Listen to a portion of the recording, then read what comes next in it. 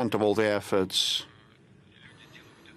is the share of the government, but still the bottom-up movement is heartfelt and will not limit that. Well, the counter-jamming systems, well, an assault fighter asks to provide more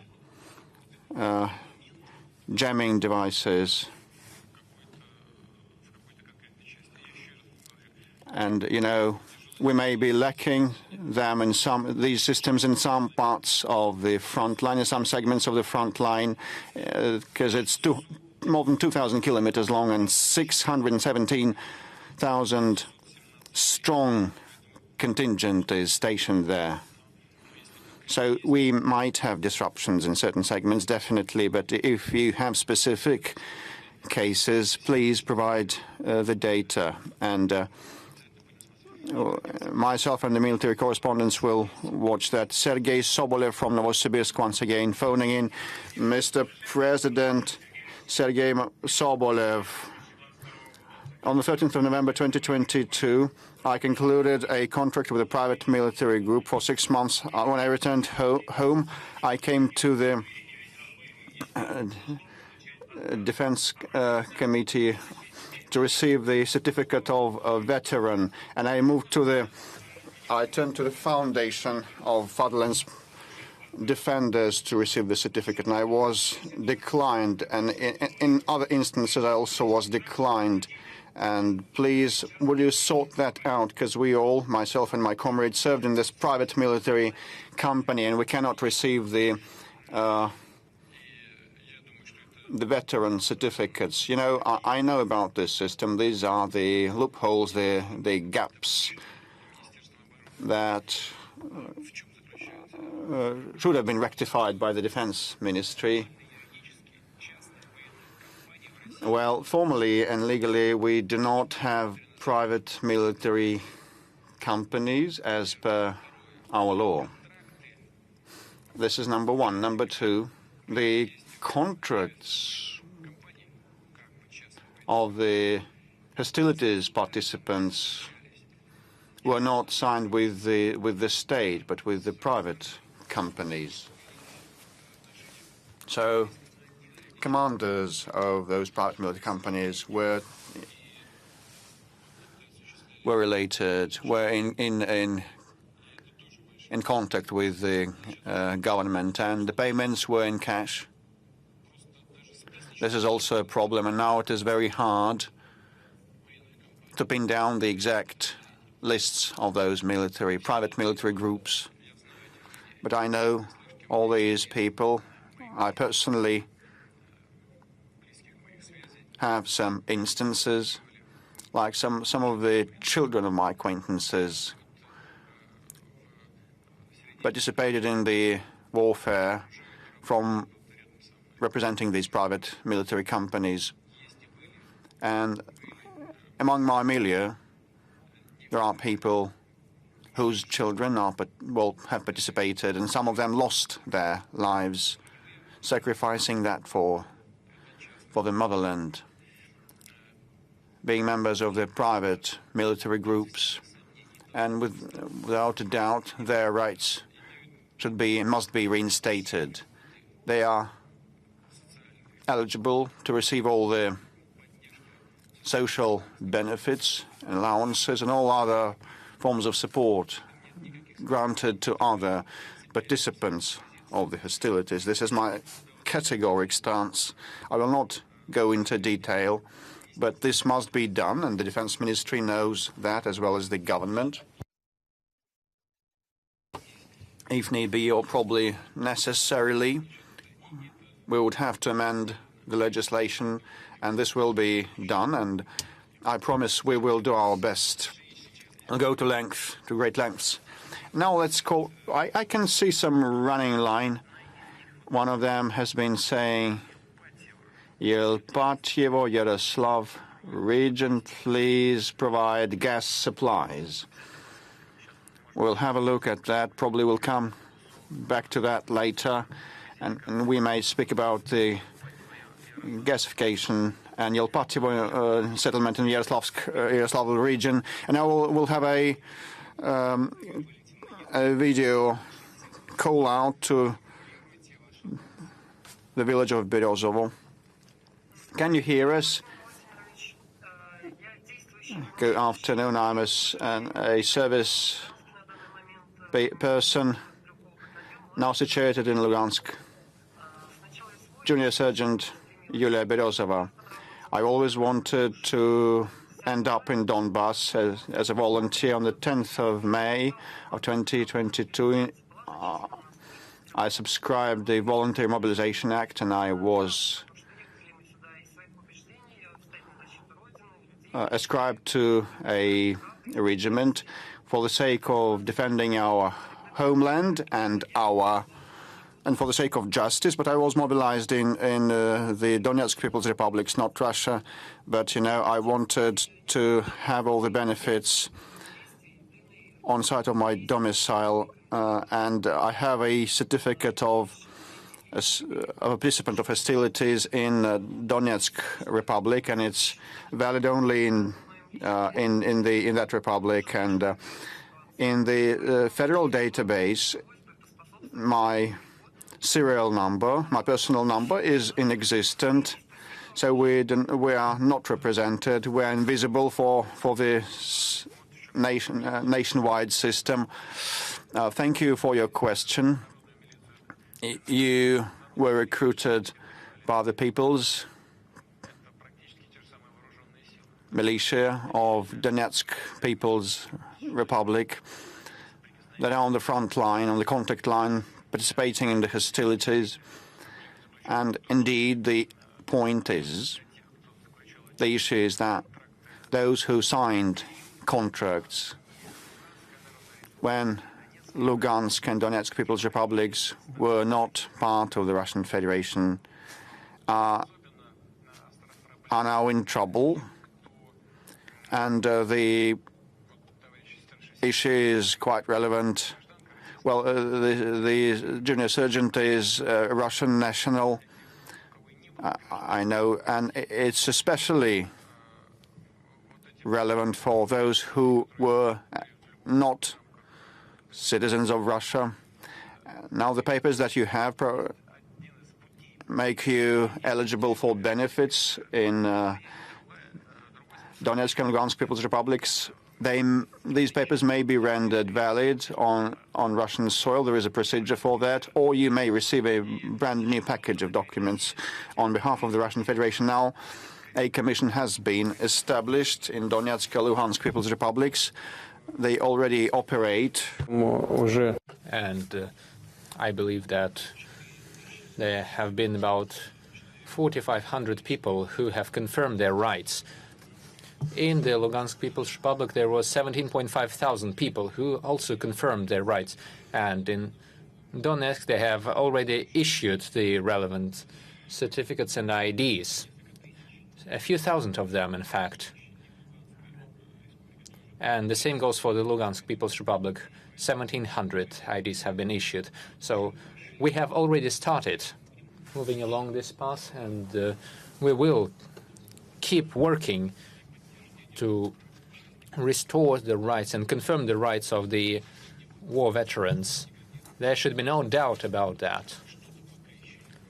If something is not done yet, rest assured we will do that, and we will finish it. And if there are any difficulties that you're experiencing when addressing the Commission, you can just tell us, and we will fix it. Let's get back to the journalists, if I may. There's a young man next. Wait, let's move to the north. There's a question there. Mr. President, good afternoon. Republic Komi, Darishchanina, the capital Panorama, and member of the civil chamber of our region. This is a question that the people of the Northern Territories entitled me to ask.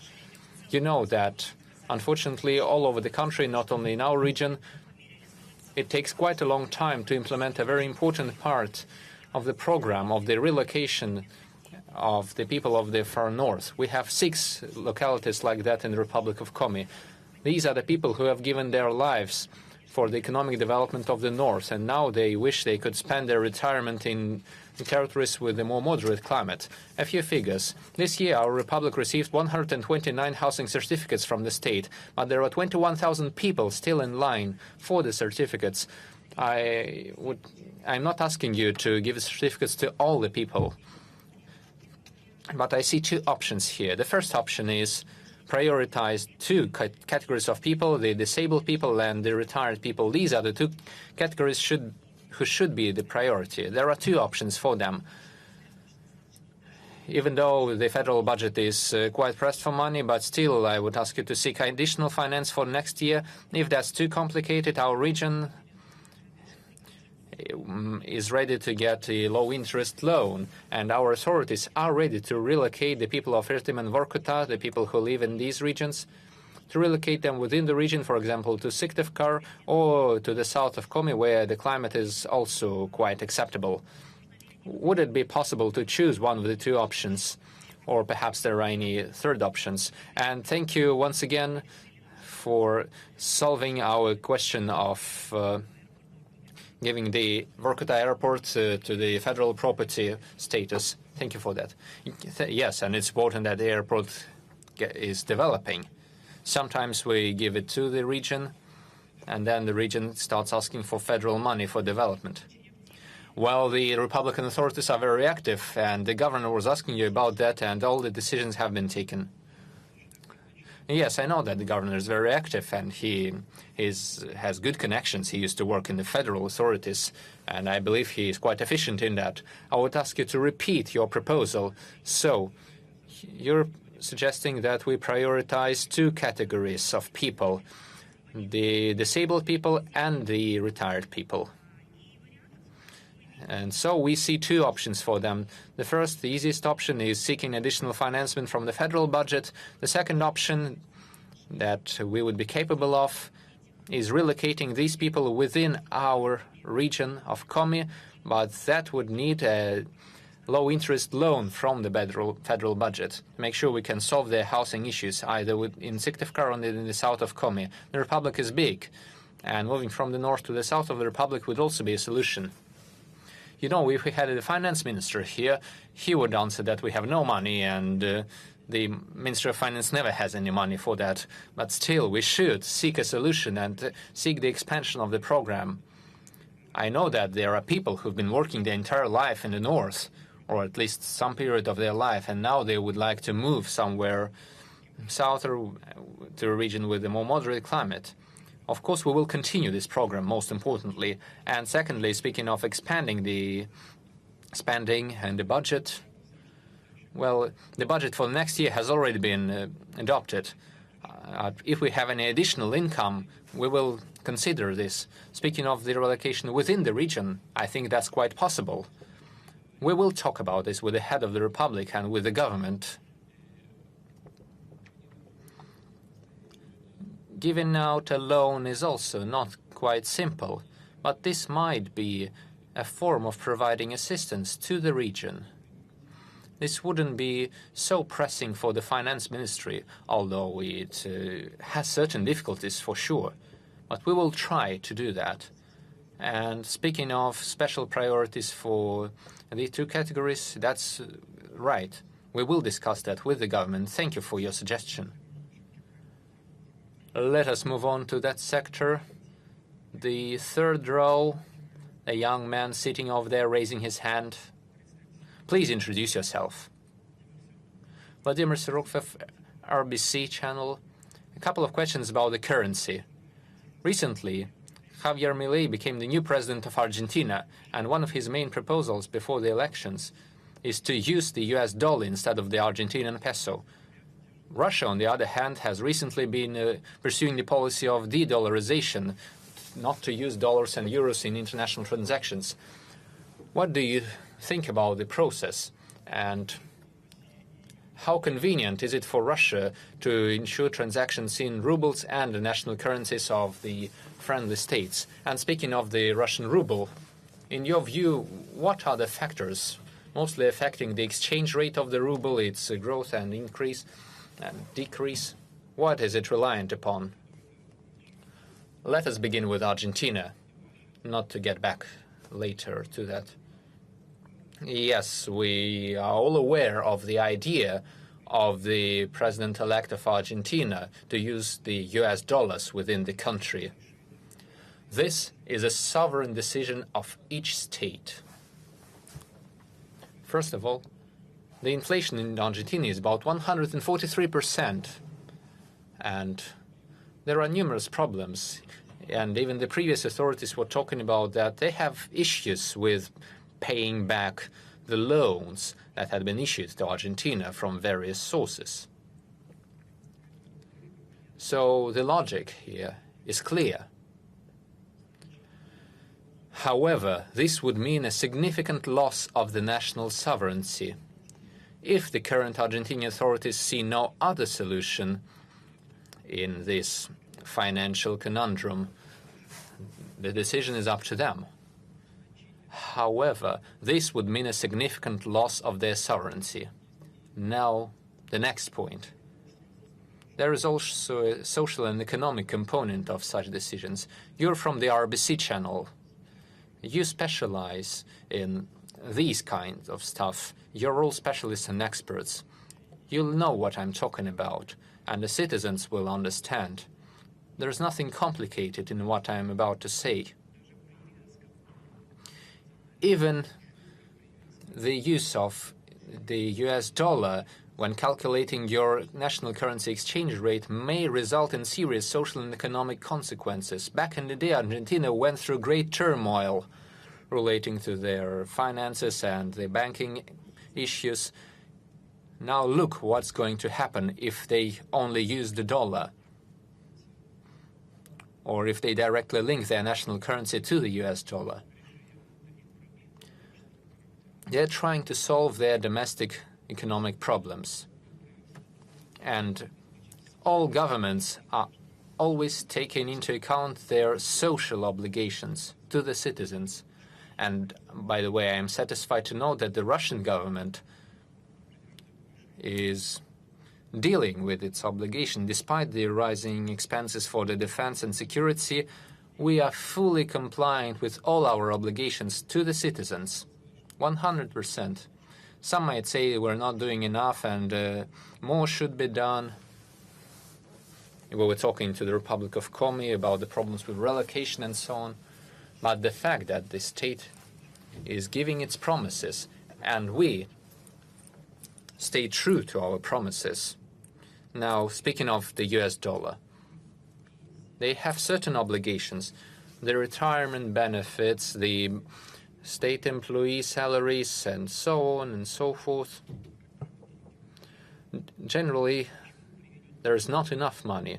So what would it mean if they started using the dollars? They have their national currency, the peso, and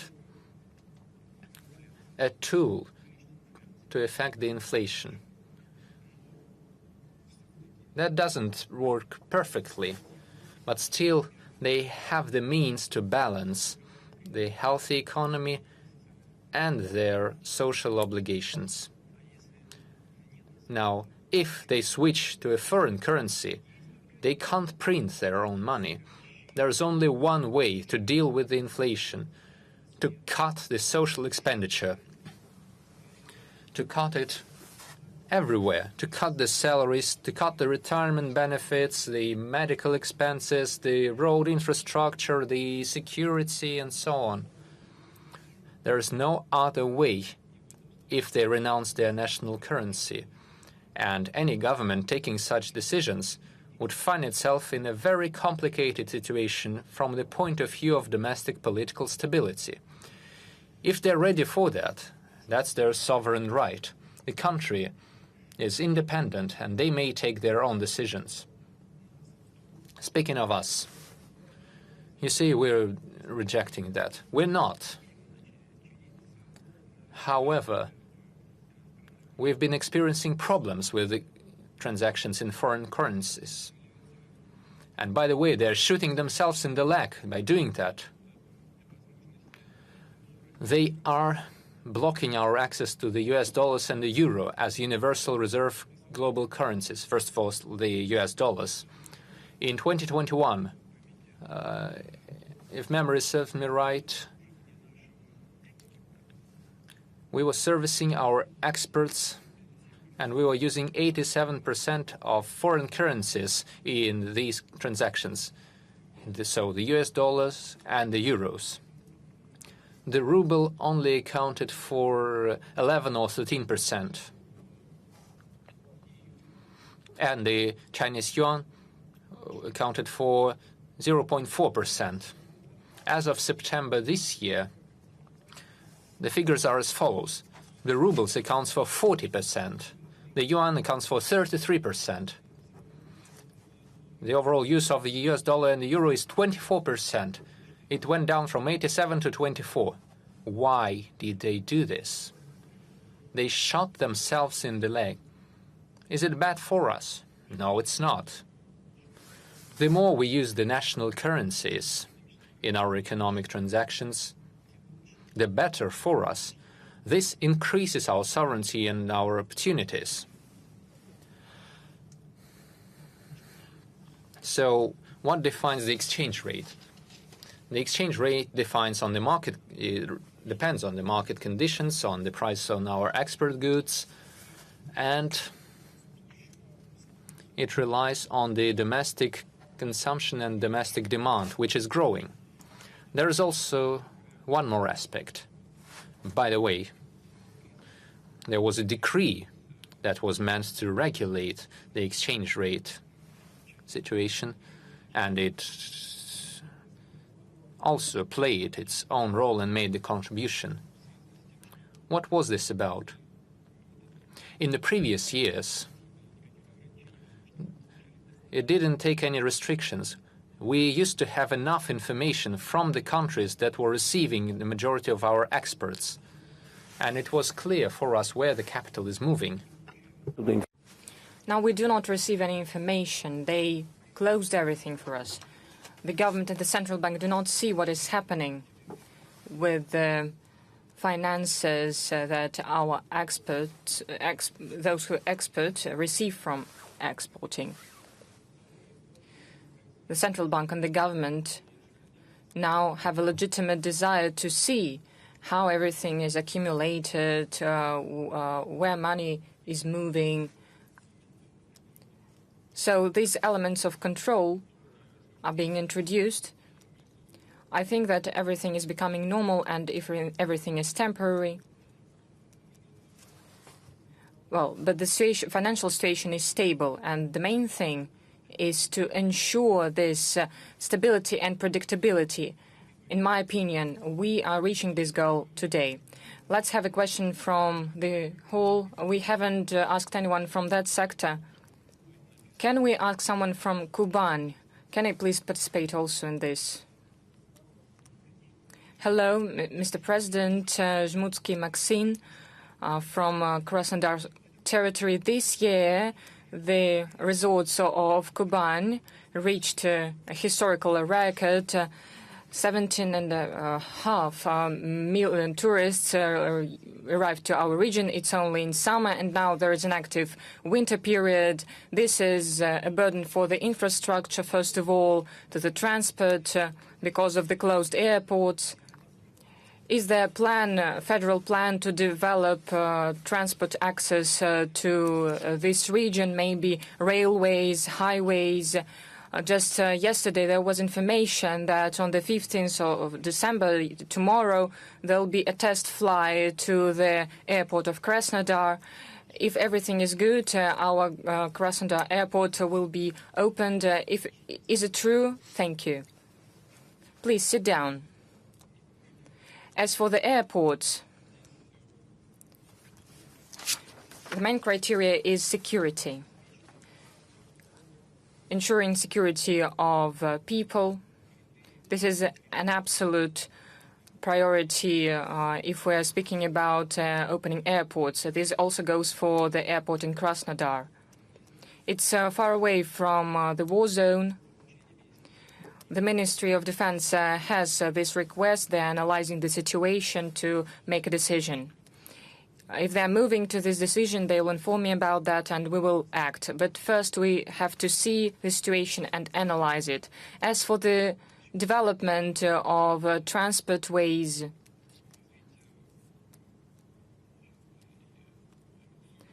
development of aerial transport, railways, highways, everything is being developed. There is a high-speed highway that we're planning to construct. The first stage, Moscow, St. Petersburg, then we'll move to the south. Possibly, and we're thinking about this, the main thing we have to do right now is to create an effective structure that will deal with it, that would create a good business model for development. Everything is possible. The government and the initiators of this process are working on that, thinking about that. They are providing proposals. I'm speaking about Sberbank. The government is also included in this work. If there is a highway between St. Petersburg and Moscow, it will take a little bit more than 2 hours to get to the city, and in Moscow people need more time to go from one part to the other. And as for the south, Krasnodar, Kuban, Stavropol territory and other regions, Crimea, this is also important. That is why we are starting to work on this track, and I hope it will be effective in the future. As for the development of transport for the passengers, it is rising. If we're speaking about passenger transport, aerial transport for passengers, it's more than 16%. Then go railway transport, 10% more. And as for cars, buses, there is a rise of 6.4%, 6.5%. So the volume of passenger transport is increasing dramatically. All those who participate in this process have to think about the coming tourist season, to do everything to ensure the interest of the people to develop the internal tourism. It is developing already at a good pace, and I would like to thank everyone who works in this sphere, those who work in Kuban. Thank you for increasing the quality of their work, and I hope it will continue. Let's have one more question. Please, there is a person in the first row, live. The first row, yes. Alexander Yunashel, live. There are a lot of military correspondents here, and it is demanded a lot from them. But there are some articles of the criminal code. For killing, there is 12 years, and sometimes 14 years are given to extortion on the internet. For instance, let's take a history of journalists. There is a case with the bank with the banker Ushakov.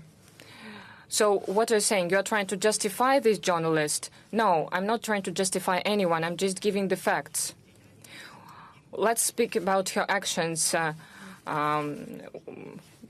Maybe we should change some articles of the criminal code.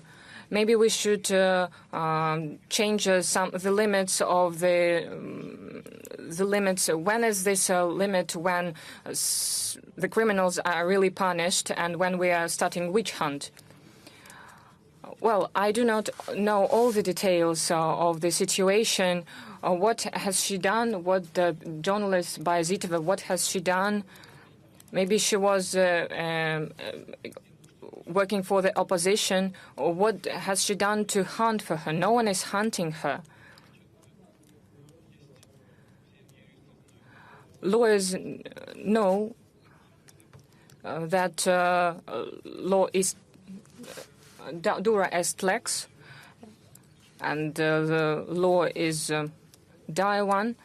And I know that there are different crimes and sometimes 12, 14 years are given to the people. I know about this, but I was really shocked. It's too much, and it is obvious.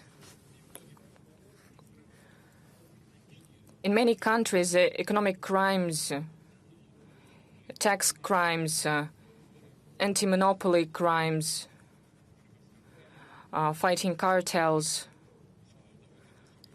these imprisonment terms are being summed up, and people receive up to 100 years.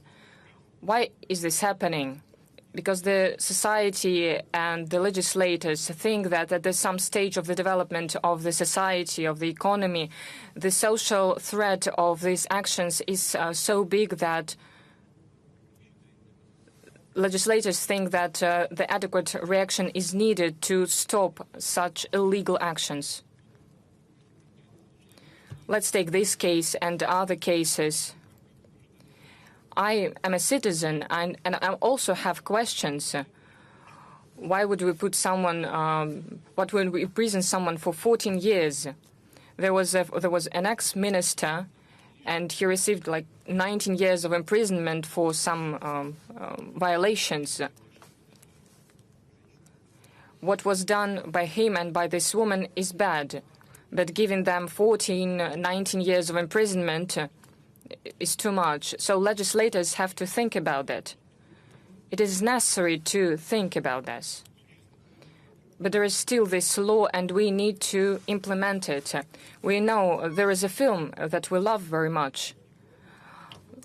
The station, Belarusian station, where Papanov represents an enterprise, and he is always in a confrontation with a young director.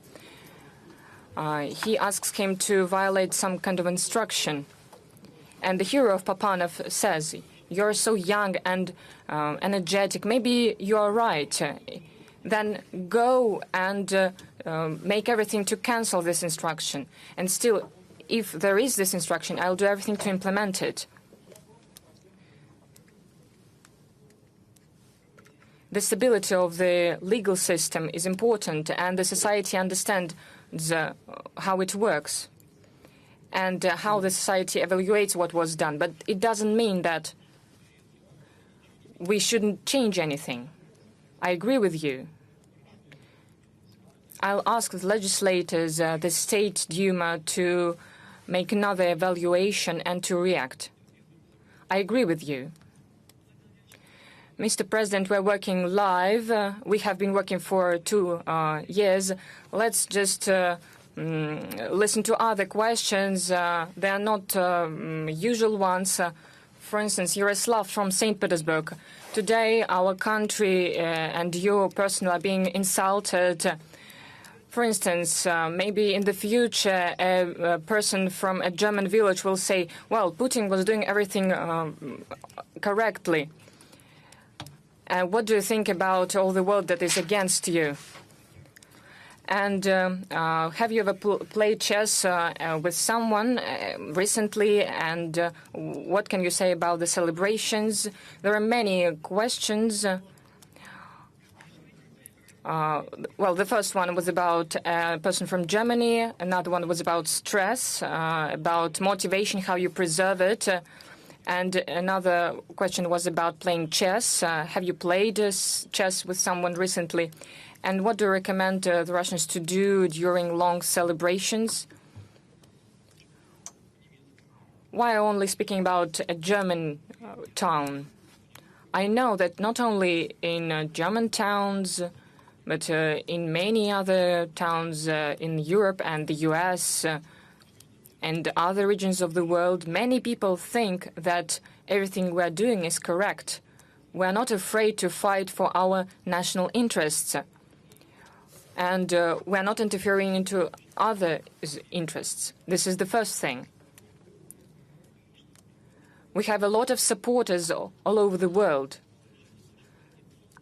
that support and protect our traditional values. There is a great number of them, and there are more and more of them.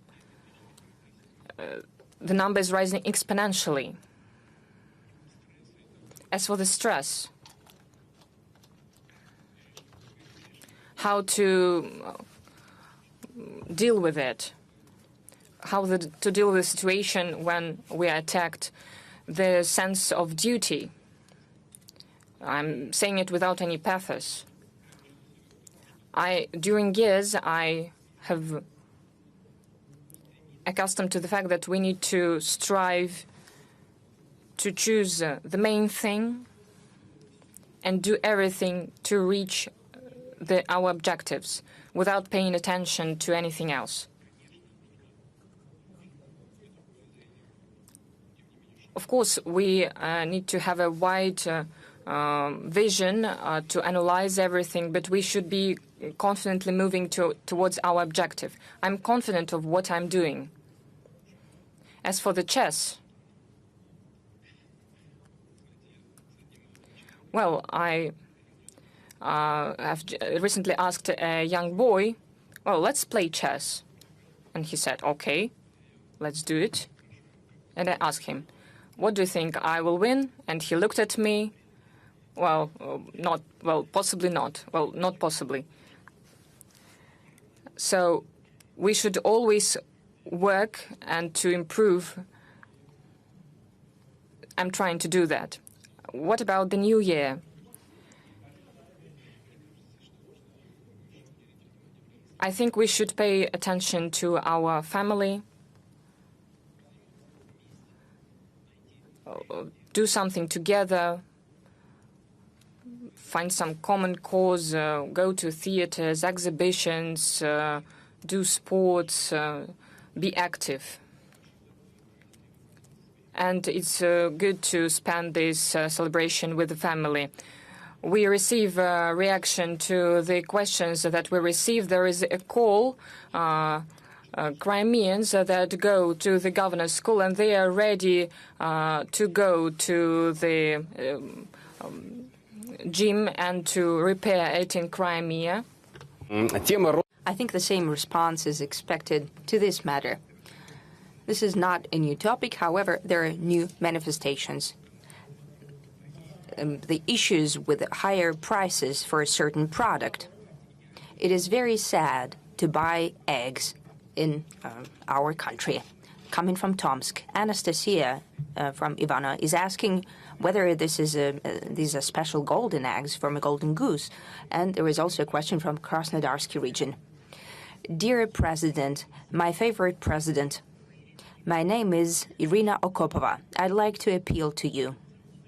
I'd like to ask you to use your influence.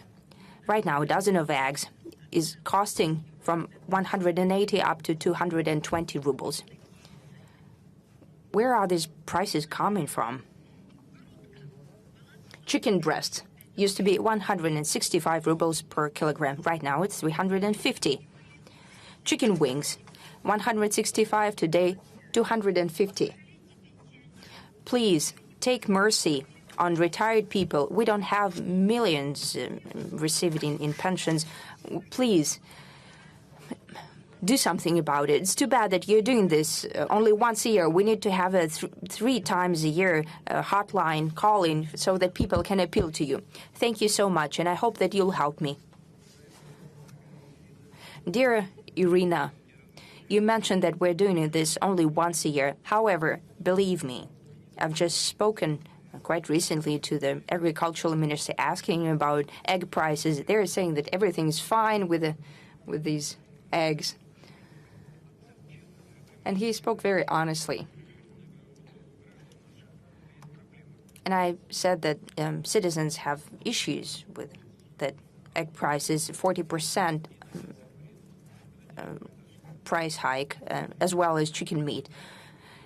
Well, what happened is that we have a certain increase, it's not that much, but increase in salaries. So there is higher demand. So that used to be a rather cheap source of protein. It's very popular. I'm very happy to eat a sunny side up. I could eat a dozen of them at breakfast.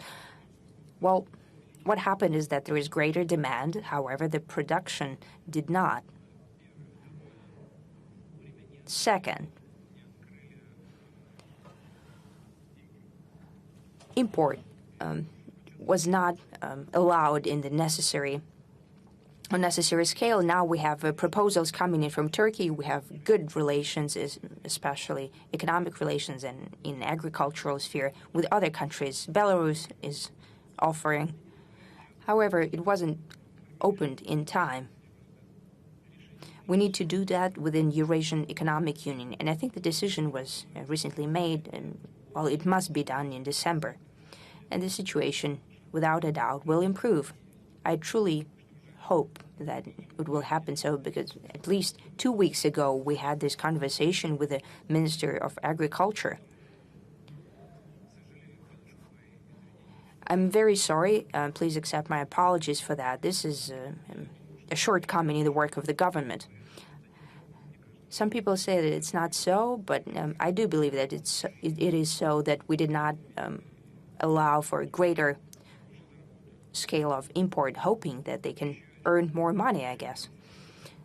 I promise that the situation will come back.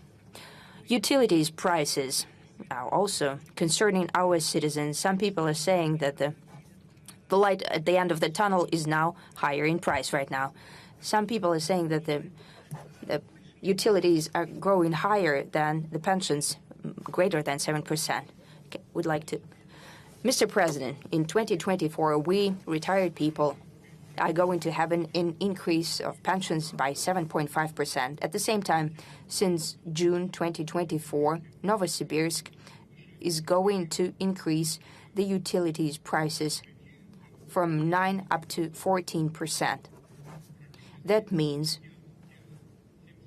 those 7.5% will be annihilated as for our increase in pensions. I'd like to give you the document proving that, coming from our governor. With respect,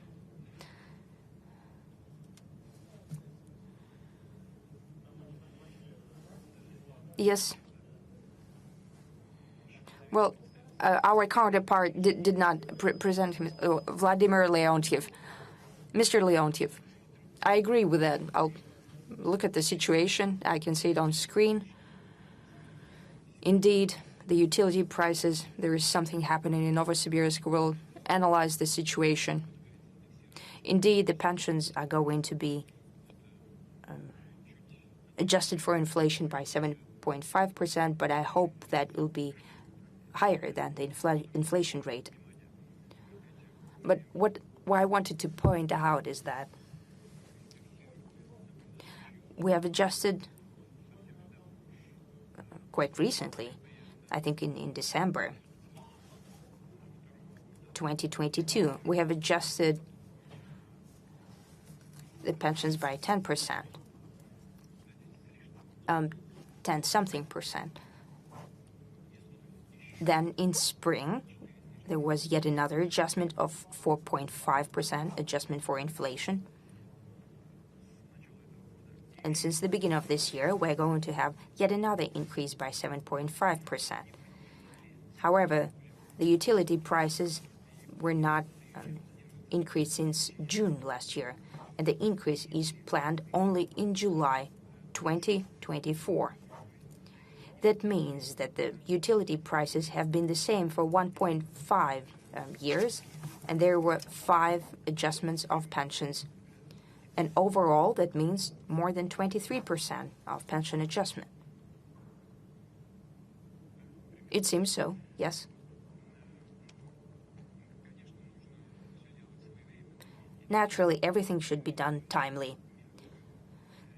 The prices, utility prices, should be increased step by step, and there should be advanced adjustment for inflation of the income of the citizens. There is yet another thing that should be noted here. There is a rule, according to the law, that if the utility expenses of a family, of a household, exceed 22%, then the household has the right to receive a subsidy. And hundreds of thousands of people have used this rule last year in 2022. I think this year the same applies. In some regions, there is even a lower threshold, not 22%, but if the household is spending up to 15% of their income on utilities, 15 or 20%, they can receive the subsidy. But we need to take a look at the parameters, what's happening in Novosibirsk. Of course, I'll do that. Is that correct that for a very simple service, utilities, you need to pay a commission to the bank? There are a lot of questions like that. Well, I don't think that's right, especially if it applies to retired people. The decision has just been made. The commission should not be taxed coming from the retired people. That's something new. I think we've forgotten about our audience here. Let's give the floor to the Baikal-Amur main line.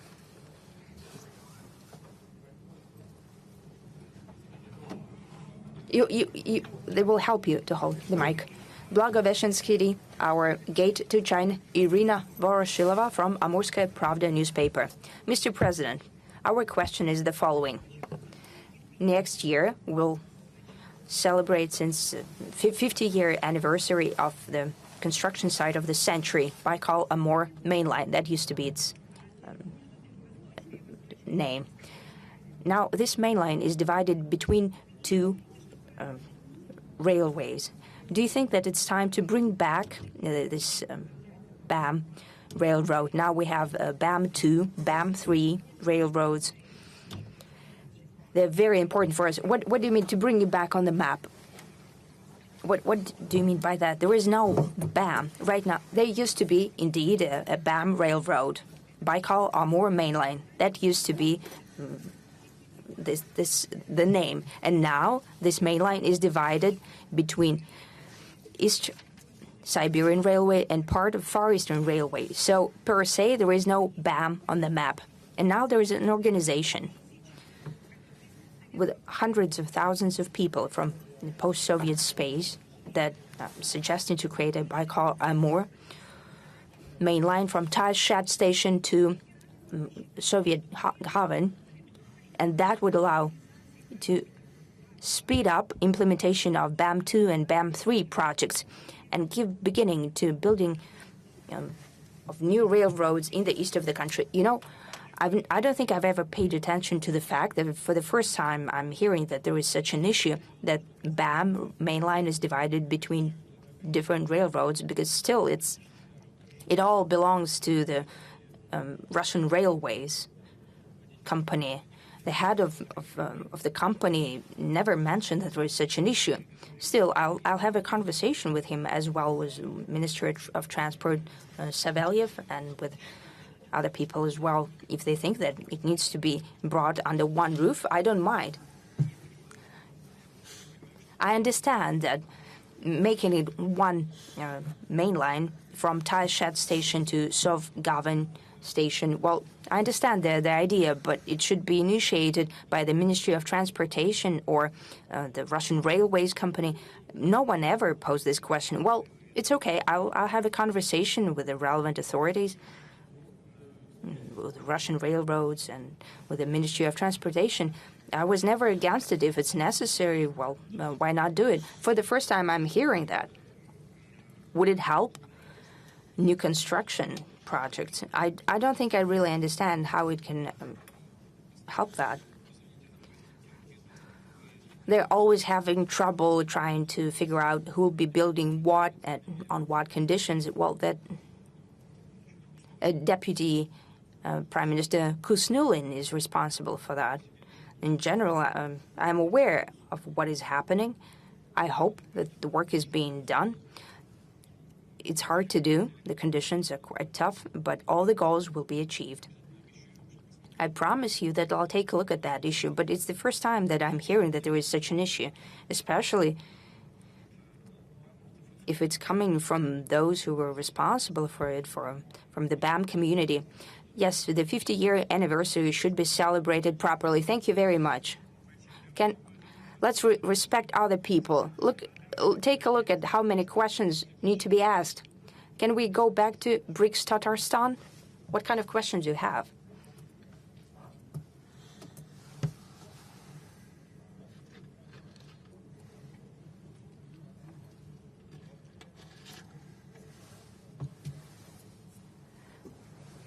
Artur Karlilov, Tatar Inform Media.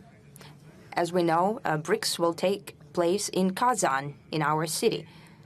The first question is, what kind of impact will the BRICS will have on the rules-based world order? First and foremost, Western rules, as we understand. The second thing, the choice of Kazan, the capital of Tatarstan. Does it have to do with the fact that now Kazan is becoming a certain diplomatic hub in relations with Eastern countries and the Muslim countries? Well, that's not the case. It has to do with the fact that Tatarstan is developing very well, and Kazan is one of the best examples of such development. The conditions, good conditions, have been created by the previous president and the current president. There, Mr. Minikanov is working very well. I remember when I traveled with Mr. Shaimiev, we were looking at houses, and you know what made me happy back then? They couldn't even be called houses, but they were more like earth huts. But when we came in, it was very clean. I still have that feeling of respect for the people who were living very modestly, but they were very clean and very organized. That's the level of the culture of people. It amazes me, and it's a reason for my respect. And I think it has to do with the successful development of Tatarstan and the capital of Tatarstan, the city of Kazan. Undergoing steady development and being in a good shape with well-developed infrastructure. Kazan hosted a number of major international sports and political events, and naturally it becomes a gravity center or a hub for multilateral meetings. And Tatarstan is a multi-ethnic and multi-religious republic with a well-established balance between the creeds. It is a good model for the rest of the country, so this is why we opted for this city. And with respect to the rules-based world order, these rules are in existence because they change on a daily basis depending on political expediencies and immediate interests of some of the stakeholders. How shall that impact the situation? Well, things will develop in the necessary and the right direction. It will demonstrate that there are very many forces in the world, very many powerful nations that want to live guided not by the unwritten rules, but rather, on the contrary, by the rules of the United Nations Charter and other statutory tenets, and being guided by the interests thereof and of their partners, without establishing military alliances, create the context for effective, mutually advantageous development. This will be at the heart of Russia's presidency in BRICS. What airplanes, what aircraft shall we use to fly to that summit? Because a heavy blow was dealt to the aviation and aircraft construction.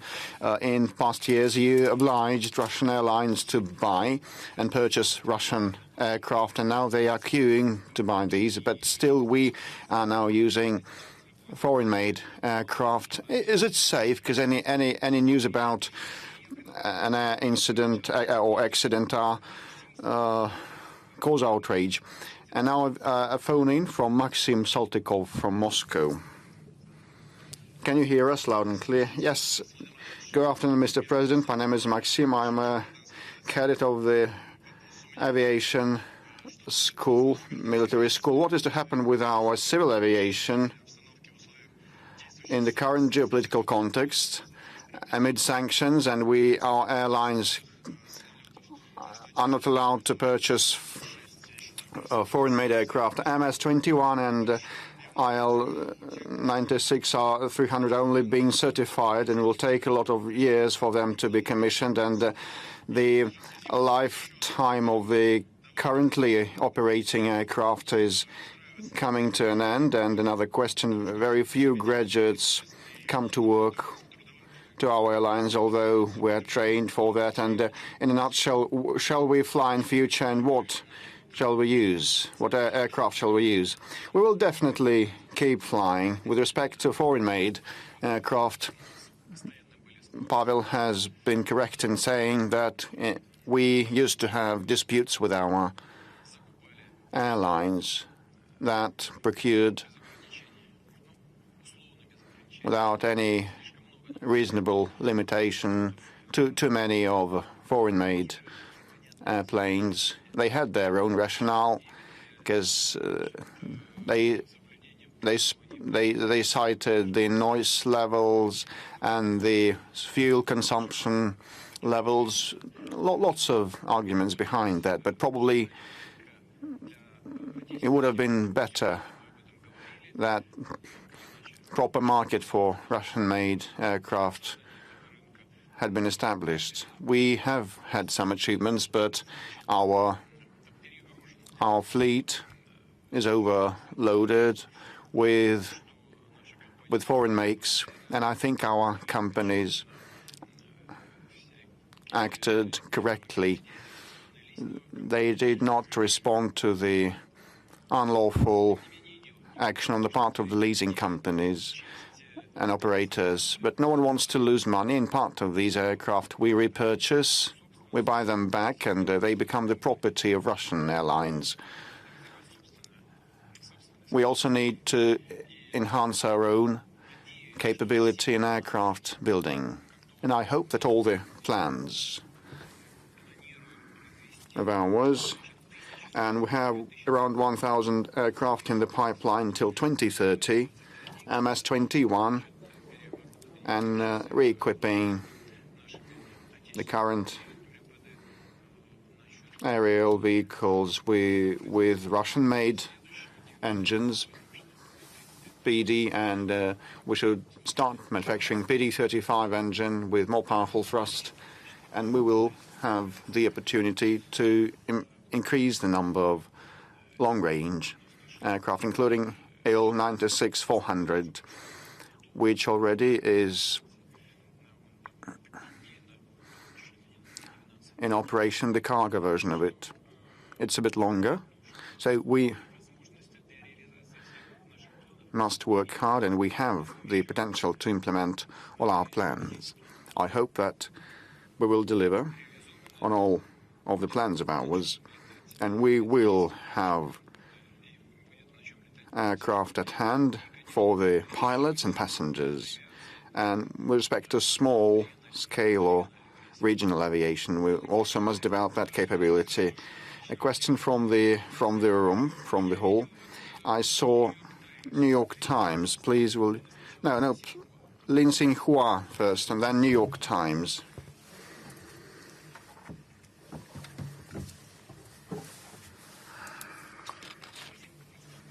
Good afternoon, Mr. President. It's my pleasure to ask you a question. Xinhua, Chinese news agency. Two questions to you. The first one, as we know, Russia is to preside in BRICS next year. What meaning, what importance does cooperation and coordination between BRICS and Russia and China in BRICS have? And what do you expect from the development of the Chinese-Russian ties next year? Well, we know. Please have a seat. We know, and I have to repeat, that our level of interaction with the PRC is unparalleledly high, and we hope to reach $200 billion of mutual trade next year. It's going to be on top $200 billion, even probably shortly this year, early next year. And in the first quarter, we will attain the $220 billion of bilateral trade. And the increase will be 31%. It was 31% last year, and the growth will be 30% this year. We have been pursuing our economic ties in various sectors steadily. We have been diversifying our ties. We have been developing infrastructure and bridge building and high-tech cooperation also, and we will act in this vein. And an incentive, an impetus was provided during the March visit paid by the President of China, Xi Jinping. And we agreed that we would develop relations in 8 main areas, and we signed the relevant documents. And the government of Russia and that of PRC started implementing our plans that we designed with my friend and a friend of our country, President Xi, actively. We have been working intensively, stably, reliably. As regards BRICS, well, I will not say anything new. This vector has been reinforced, and the Russian-Chinese ties are one of the main guarantors behind the global stability. We see what has been happening around Russia and China, and we see some attempts of the West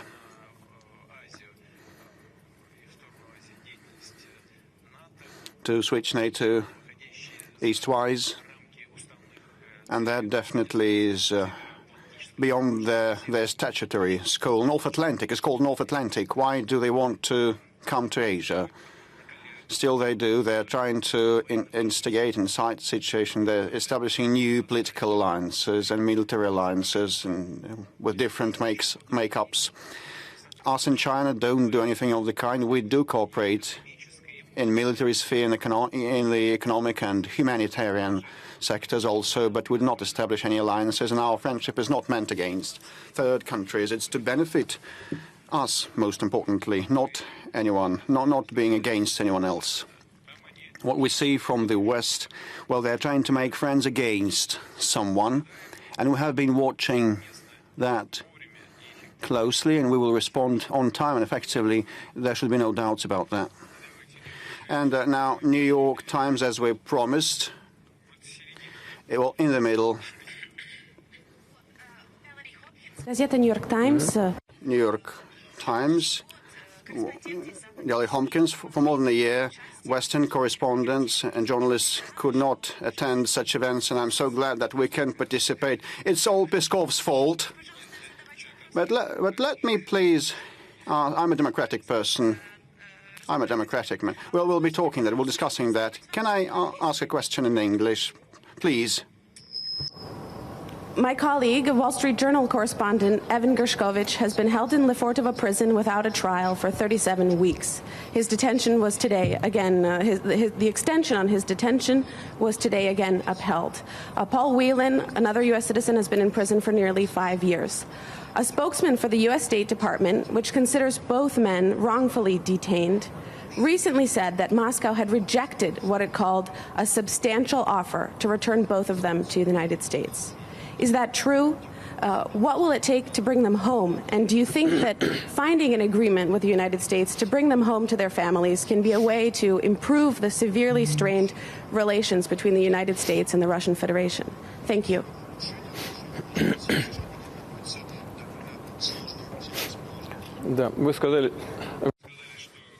Well, you have mentioned that your colleague from an Austrian agency, and Austrian was an Austrian journal. Well, he is detained without trial. He has been in detention without trial, and you said that his detention was extended that was done upon a ruling by the court, so it would have been appropriate to say that it was done without any trial or court intervention. So there is some court ruling behind that. With respect to possible returning home or extradition of these two men back home, why not bring them back home? Why have they committed offences on Russian soil? They ought not to have done that. Well, it's not that we decline to send them home. No, we want to come to terms, and these agreements must be mutually acceptable and should be okay for both of the parties. And we have contacts with our American partners on that. We're in touch with them, and we pursue dialogue. It is not at all easy. I will not delve into detail, but I think that we speak the language that both sides understand, mutually understandable language. I hope we'll find a mutually acceptable solution, but the American side should also listen to us and make a decision that would be satisfactory for the Russian side also. Well, humanitarian grounds must underpin these agreements and decisions, definitely. I agree with you. Mr. President, now we are in the winter, and switching and swapping from a topic to another, and everybody is ailing, and our Russian medical agency has been registering an upswing in COVID and measles. Measles has become 300 times more active, the incidence of it, and probably there is a shortage of vaccines. And a letter from the Samara region that they don't have vaccines against measles and other diseases for more than 4 months. And a lot of our nationals need Western medicines that are not available here, and there are sometimes no analogues, no substitutes. And how can we adapt, and whether we receive, whether we are successful in that or not? Thank you. Speaking of the vaccines for measles, parotitis, and rubella, I think that this is quite a technical problem that we've been experiencing, and this is quite regrettable. Here's the reason. The reason is related to eggs, as weird as it may seem. The measles vaccine production is based on the use of egg protein, and to ensure the sufficient supply for the medical production, we need high-quality raw materials, and we need access to that. And we didn't ensure that in due time. That's the first point. Now, second point. The decisions have been taken, and I think very soon this will stop being a problem, and a solution will be made. You mentioned the three-component vaccine for measles, rubella, and parotitis, and yes, I think the solution will be found as soon as possible. There is no problem with the vaccination in the vaccine supply. A solution will be found very soon. And by the way, the surge in the measles is seen all over the world, and it happens every 4 years. What is the reason? Unfortunately, the reason is the low level of vaccination in the countries of origin of labor migrants, including Ukraine, since millions of people have moved from Ukraine into Russia. The vaccination level in Ukraine is very low. It was like that, and now it's even lower. And that's an actual problem for us. And there was our own technical issue that we experienced. But I hope, and I was told, and I'm being told by our specialists, that solutions have been found. Yes, we know that a number of companies have left the Russian market, and that is a problem. However, among the vital medications, I think there's a list of 14 positions on the list. And our industry is active. We're not closing down the imports of medication. Our healthcare ministry and the government are aware of the problems. A special commission has been established on the import substitution. The commission is active, and the commission assures me that they understand the situation. They are doing and will do everything to ensure the interests of the people who require certain medications. Speaking of the substitution, yes, sometimes certain medications don't work for a certain person. The industry should be working, the doctors should be working. Sometimes there are certain psychological changes when people get used to a certain type of medication or a certain brand name. But it's important that a person can trust or believe in a certain medication. We will produce our own positions. We will not rely wholly on the imports. The primary healthcare is also important. You are mentioning the large cities and small cities, that there is a lack of doctors and nurses. Let's call Yegor Permina from the Sverdlovsk region, from the Rechtinsky village. Yegor, if you hear us, please ask your question. Hello, distinguished Mr. President. My name is Yegor. I'm from the Sverdlovsk region, Rechtinsky village. We have a problem in healthcare, or rather lack thereof. The authorities are actively pursuing the infrastructure projects, but not the hospitals. The hospitals are in complete ruin. The salaries and the condition are very poor. Most of the buildings were built in the Soviet times, and they're collapsing in front of our eyes.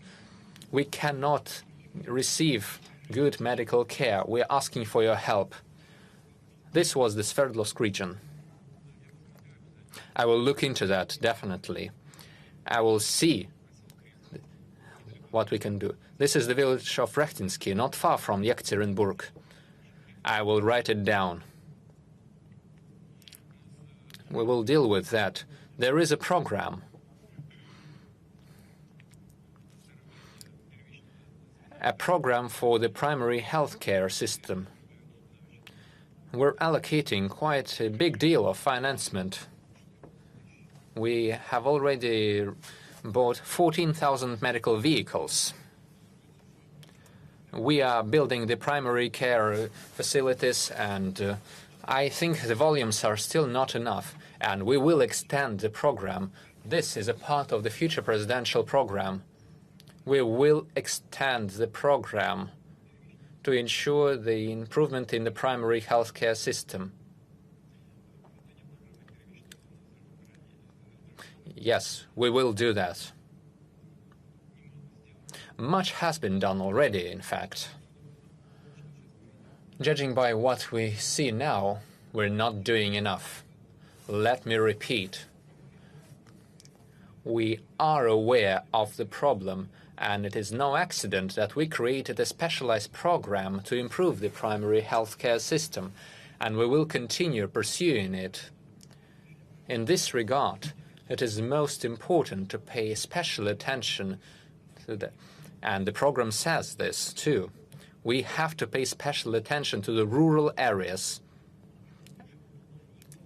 More than a half of all the financement of the program goes into the rural primary health care, and we will keep doing that. And we will take your address and your suggestion into account. Let's get back to the journalists.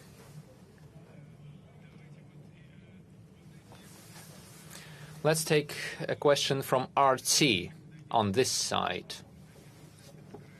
They're sitting just at the edge, quite unnoticeable. Thank you, Mr. Peskov, Mr. Putin. Thank you, Murat Gazdeev, Russia Today TV channel. A relevant question for us as an international TV channel, and a question relevant for our multinational country. What do you think of the growing nationalism, both in Russia and all over the world? Not just nationalism, but also anti-Semitism. This is not a problem on the front line. In the trenches, we have people all together, Jews, Christians, Muslims, and they all work together. But as soon as you leave the war zone, you see this, both in Russia and all over the world. You see this as a current pressing issue. What should we do, Mr. Putin? You know, there's been a recent public poll by the Russian Center. Please take your seat. The polls say that 96% of the Russian citizens believe that the interconfessional and interethnical agreement in our country is a great competitive advantage of Russia compared to other parts of the world. And it is true. First of all, this is due to, yes, I'll go back to the topic of our traditional values. This is, first of all, due to our traditional values. The traditional belief systems make a great contribution in preserving the situation, in preserving the relations between the various ethnicities and religions. Speaking of the spike in anti-Islamism sentiments, anti-Semitism and Russophobia and other sentiments like that, I must say that it is true that these trends are on the rise. And here's the reason, as I see it. I believe that the people are experiencing certain types of injustice. Take a look at Gaza. All over the Islamic world, there's been a certain reaction, and therefore there has been a surge in the number of people who are quite radical. The growth is apparent. The numbers are growing. There's nothing good about that, rest assured, but still, this is the result of the policy of certain elites. This is the result of the issues of justice, or rather lack of justice for the Palestinian issue for decades. The reaction of the Islamic world and therefore the growth of certain phobias, this is very bad. In our country, as I mentioned, the confessions, the traditional religions and values play an important role, but still, it is also important to remember that we are pursuing a balanced domestic policy as well as a balanced international policy. And we are doing what we can in order to ensure justice in all the areas, and I believe that the people really appreciate that. And that is why the situation in our country is also balanced. Speaking of anti-Russian sentiment, this is one of the vectors of the fight against Russia. Yes, this is a thing in the world. Domestically, we should do everything to ensure this doesn't appear in our country. We should immediately stop any attempts to destabilize the society from within. And that's what we've been doing. TF1, I think, is that the French TV channel? Yes, TF1. In the middle sector, please.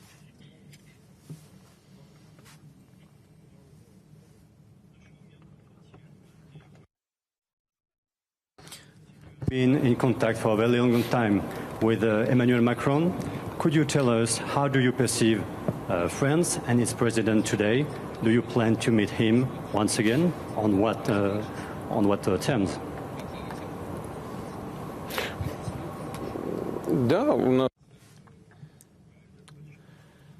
Yes, we have.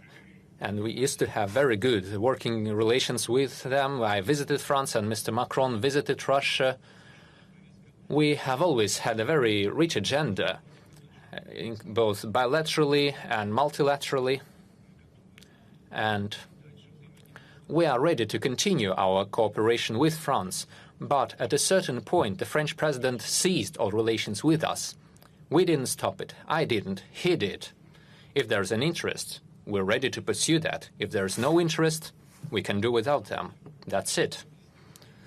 There's nothing unusual here. We are not avoiding any contacts, rest assured, but if the European countries and the French president in particular are unwilling to talk to us, there is no issue here. If he says no, it's fine for us. We have our own things to do. If they're interested, we are ready. We have the Komsomolskaya Pravda. No, let's go to the Magadan region instead. And please, do not be so loud, or we will have quite a mess here. I'm sorry, but practice shows that this works. Thank you, Alexander Orlov, Kolyma Plus channel, Magadan region. Thank you. Good afternoon, Mr. President. First of all, let me know that the region of Magadan can really feel the support of the Russian government. We see that the federal projects in our region are being implemented, and this has a positive effect. And this has a positive effect on the attitude of our population towards the president. And this also affects my own sentiments. We all support your decision to run for the election next year. As long as I remember, you've always been in power. I could say it like that. Thank you. Now let me move to the question. The first question is as follows. For our region, it's important to feel connected to the rest of the country. Few people from the Far East and the Magadan region can spend their vacation in their own region. But there are certain difficulties. Magadan has 3 subsidized travel directions to Petropavlovsk, to Blagoveshchensk and to Moscow. However, Khabarovsk and Novosibirsk are not part of the subsidized travel programs, and a single trip can take over 24 hours. And it can be quite costly for us. For example, it's much cheaper for us to come to Moscow rather than to Khabarovsk, which is very close to us. And people like me, who have no children, have no disabilities, and those who are older than 22 do not get any discounts. I suggest that you get some children to get your discounts. That's the solution, I think. Then you will have access to the reduced rates. You're such a nice young man. I don't think you'll have issues. Oh, thank you. So, coming back to my question, would it be possible to expand the number of subsidized travel routes from the Far East? I think this would also help us improve the tourism. So that's the first question. And the second one, I think everyone from the North and the Far East can tell that we also receive the additional benefits to our salaries. That's no secret, and the regions are choosing their own benefits. But overall, it takes about 5 years to get the maximum benefits. We people who were born and who work in the Far East, as well as the experts that come to this region, have to reach this coefficient. We do not receive it. Can we return to the legislation that existed before? Those who were born in the Far East and in the extreme North could receive this coefficients.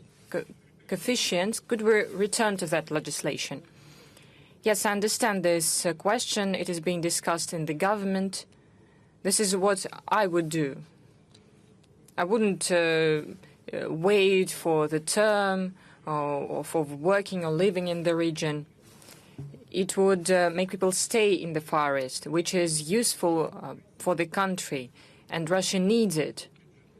This is just the problem of the fiscal capacities and the federal budget. We will think about that. I'll ask the government to return it to the agenda. As for the plane tariffs, they will be prolonged. It is usually done at the end of the year after my consultations with Aeroflot, first of all, and other companies with the Ministry of Transport. We will prolong these tariffs. I understand you very well. It would be good to widen them. It will require additional financing from the budget. We will think about this, but we will prolong it, rest assured. But the volume is enormous, and the Far East is an entire world, separate world. It's the distances are so big that it is really hard to move around the region, but we'll try to solve this problem. Thank you. I see Veliki Novgorod. There is a woman sitting there, and, well, she acted like she has nothing to do with it. Natalia Khmelyova, the regional TV. We have a question about healthcare in our region. The situation is improving. We are buying equipment. Young experts are being supported, but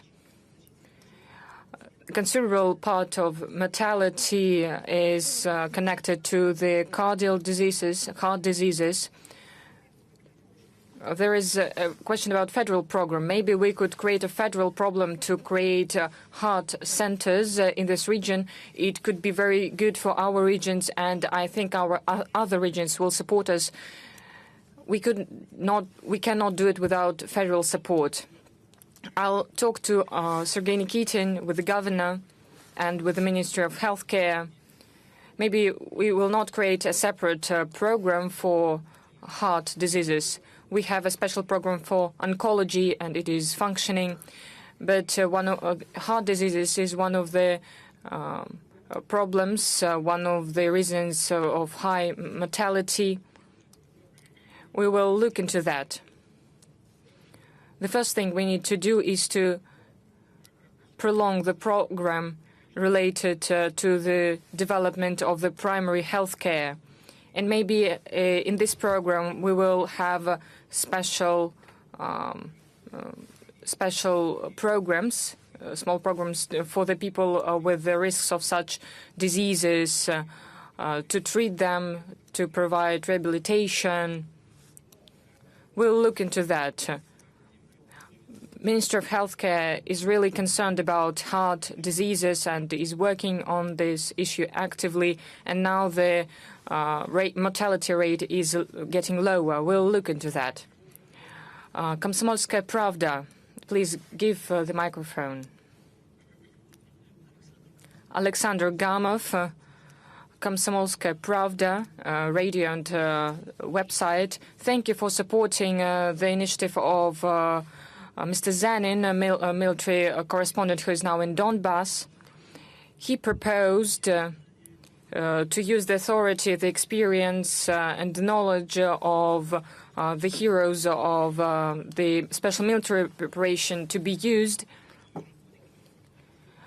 to use it in the patriotic education of our children. Well, my question is, why, Mr. President, we need a new history book for teaching at schools? What is the difference? Oh, well, this is the first question. Next year, we are going to celebrate 80 years of the end of Leningrad blockade, 10 years since the reunification with Crimea. In the 2025, 80 years of the Great Patriotic War. Personally, for you, what all of these events mean? Well, and as I have a microphone, in 2025, it will be 100 years of Komsomolskaya Pravda, and we invite you for the anniversary. Maybe you could ask your press secretary to include it into your schedule, and we will wait for you. Thank you. Thank you for the invitation. Well, we'll have to wait for the 2025. Historically, it's not so far away. But if we're speaking about a person, it's quite far away, but thank you. As for the anniversaries, I'm sorry, it's because of the air conditioning. As for the anniversaries that you mentioned, it's not only for me, but all the people in Russia, all people of the former USSR, all of this is of great significance for almost every Russian family. This also has a personal meaning. For instance, in the cemetery of Peskarova in St. Petersburg, My elder brother is buried. I have never seen him because I was born much later. But it is also meaningful for me personally.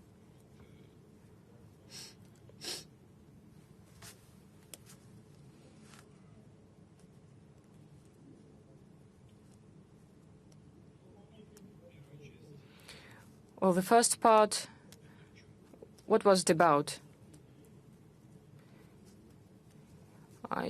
You were thanked for supporting the initiative by Sergei Zenin. I just thanked you on behalf of Komsomolskaya Pravda for supporting Sergei Zenin and his initiative. Those who fight in the special military operation should be used in for peaceful objectives. They could go to schools. For instance, it would be very good for patriotic education of children. I cannot add anything because wars are won by teachers. If you're speaking about education and about those who have risked their lives fighting in the war, fighting for our motherland, it's very important. In Leningrad, we had teachers who participated in the Great Patriotic War. And we had a lot of respect to them, to what they said, how they behaved. This is the greatest example, and we're going to use this opportunity. And another question was about the history book. Why do we need this? There were 60,000 or 65,000 versions.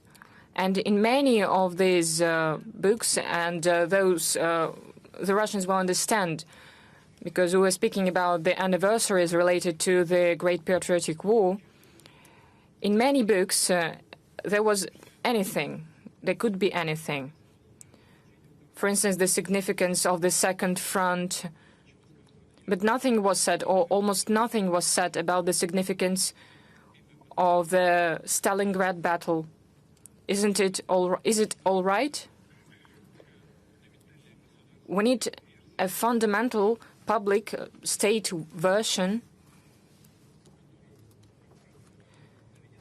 that should be presented to everyone and should be used by everyone, those who print it, those who read it. Because first we're speaking about children and then about citizens. It's extremely important.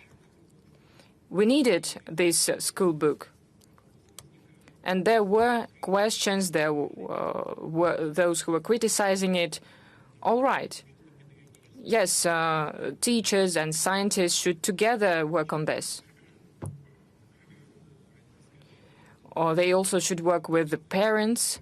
They should think about this, develop it, introduce changes, knowing the realities, the relevant ones of what is happening now, preserving a good approach to the historical events of our country, because we had, as any country, many internal problems. So we should be kind about that. And all these school books should be truthful. They shouldn't serve any other's interests. Well, this is something new for a direct line. The people stopped saying that they have problems with the roads. Instead, they're saying that everything is good. For instance, they're speaking about the highway to St. Petersburg and others. But people have many questions about riding over roads where you have to pay, and the prices are very high. Why is it so expensive? And we have a call. Hello, Mr. President. My name is Sergei. I have from Moscow. I have a question about tariffs for a road between Moscow and Kazan. The tariff on this highway for a car is around 7 rubles for a kilometer. And it will be 6,000 rubles for going from Moscow to Kazan, and this is costly. Before, Avtodor was saying that it will be 4 rubles for a kilometer, and it would cost 3,000 or 4,000 rubles to go from Moscow to Kazan, and I think it's reasonable. Please, Mr. Putin, could you give orders to the organisms that are responsible for that to ensure reasonable prices for tourists? Thank you very much. Sergey, yes, is it your name? Yes, it is. Sergey, well, I don't know why you're speaking about this figure, 6,000 rubles. Was it published? For instance, if we multiply it, we receive 5,600 rubles to go from Moscow to Kazan. Well, the price should be 4,500 rubles. I will check it. Maybe we shouldn't just multiply it. I will check it. Thank you for the question. If we're speaking about Crimea, it costs less than 4,000 rubles, and the distance is very long. As for St. Petersburg, it's also 4,500 rubles. Well, it's very good that those who live in Moscow think about Kazan. It's so harmonious. I'll repeat. I do not understand why are you speaking about 6,000 rubles, because it was promised to have 4,000. Yes, I understand, but that is what we received, multiplying it. Thank you very much. In general, toll roads can be toll roads only if there is an alternative, because there is an opportunity to not pay for the road and to go for free. But those who construct roads try to do everything to make them not so costly. For instance, there is a bridge that is going to be built, and before that there was a ferry. It will cost 270 rubles to go over this bridge. So I'll ask those who construct roads to work in this direction. I will check it. Mr. President, since we've started talking about roads, when we came here with Pavel, traffic jams, rush hour, plenty of Chinese cars. It's a true expansion, so to speak. And experts are saying that almost 60% of our market have been conquered by the Chinese cars. They're not cheap, however, ours are also on par with them. And our citizens are asking why the prices for Russian cars are exorbitant. I think they have increased by 40%. Well, basically, there are no middle-class cars, nothing under 1 million rubles available. Well, 40% is quite a lot as well, I understand. I think it's unnecessary to explain everything, but still, if there is such a question, I'll explain. When the European brands left Russian market, European, South Korean, and Japanese as well, there were several issues at hand. They left with spare parts as well. And the question was about developing our own industry. I have to say that Russian Avtovaz is coping with the quantity. But the more they produce, the lower the price. Some costs have to do with the fact that this way or another, the producer is getting international spare parts, but at a different price. That is leading to extra costs. Besides, a small amount of cars produced. The greater the amount, the less it will cost. I think that Avtovaz is following this path, and I hope it will bring about decrease in prices. But most importantly, we need to create our own platforms and develop them. We have AvtoVAZ and other producers. They're doing that, but it takes time. I'd like to hope,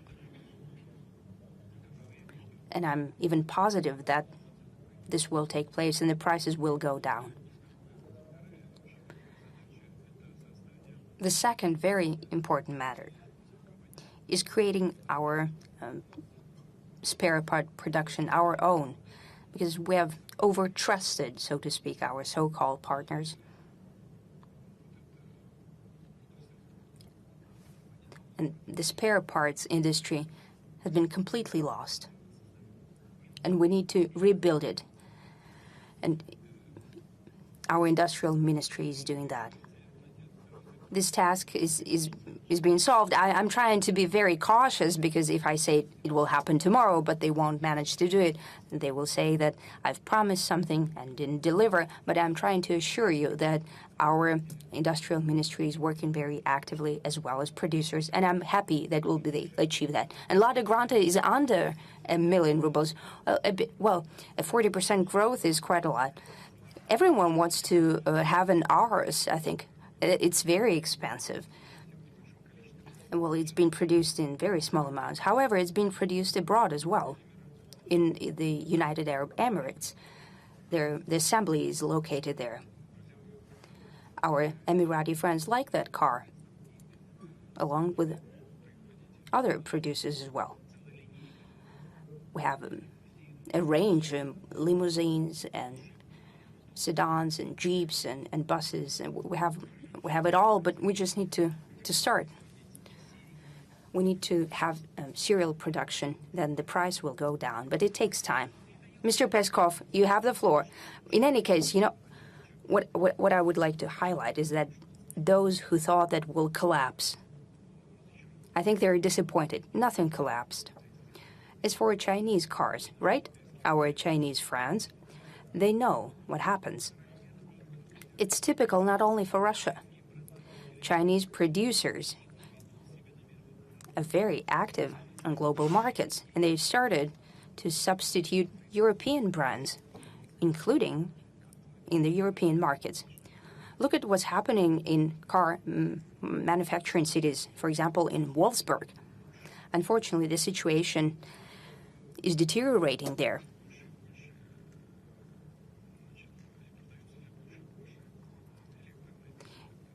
E-cars are being produced and sold more and more. American plants are being opened there.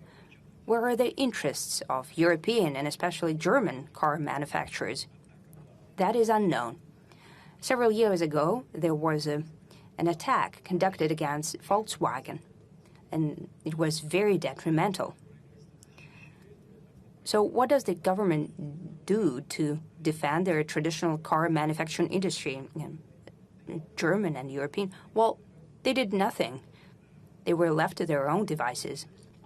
The Chinese government is working very actively in supporting their car manufacturing industry, and they're pressuring the Europeans away from the markets. It's happening not only in Russia.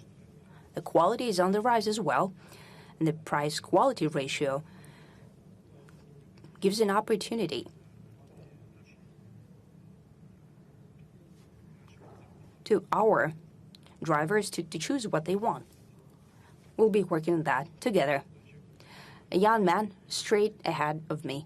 He's raising his hand. Yes, it's you. No. Mr. President, well, it's too late. I wanted to give the floor to a different one. I'm very sorry. Yes, please, go ahead. Yes, I'm very sorry. Slaga, Novgorod region, Veliki Novgorod. I'm talking about the power transmission lines which have been built post-war. They have become outdated. Right now, the transmission lines at 70% of their capacity, and just with a little snowfall, whole regions can be left without power, with thousands of people left without power. That happened in December 2021, and some people were left without power for 2 or 3 weeks.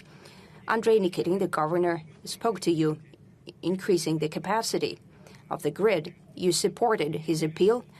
In 2022, an agreement was signed between Rosseti company and the government of the region. 6 billion rubles were earmarked for that. They were going to update transmission lines and to buy the necessary equipment. Since then, more than a year passed and nothing changed. I wanted to ask you how soon the energy sector will start delivering on your promise and we can improve our grid. Rossetti are working rather actively all over the country. What was planned specifically, 6 billion rubles, I won't lie to you, I don't know what was planned there. I'll take a look at that. Naturally, I'll talk to the leadership of Rossetti and with the governor. We'll try to help people to support the implementation of the plan. We have a tremendous grid in Russia. I mean our tremendous territory. Well, this is the European part of the country. Yes, there were some shortcomings, and it is snowing very strongly. They have certain plans per region and territories. I'll find out, and we'll speak with Andrei Nikitin for sure. I'll try to help you. Yes, the young man, please. Yes. Go ahead. Mr. President, my name is Alexander Zarubin. I'm known as Alexander Stone. I'm an actor from Gazprom RD Holding inside People Production Center. I'm a blogger. Right now, the sphere is developing rapidly, especially in the recent years. It experienced tremendous growth. Information, new platforms, opening up, closing down, and so on and so forth. I wanted to ask you a question about the future of our sphere. What I personally can do for us to continue working and developing, creating, so that our work would be completely transparent, so there won't be any questions to us. Well, if there are no questions, well, there is no conversation then. Well, this is a free sphere, right? It's very free. The most important thing is for the state not to stand in your way. If that's happening, tell us. We'll try to amend it. But if everything is developing the way you think is the right way, well, God give you strength and health. We'll try to create the atmosphere and the situation for the development of the blogging sphere. The only thing I'd like to ask is just a wish. We understand that there is responsibility for people who are working in this sphere, because there is no control from the state, no oversight, but we need to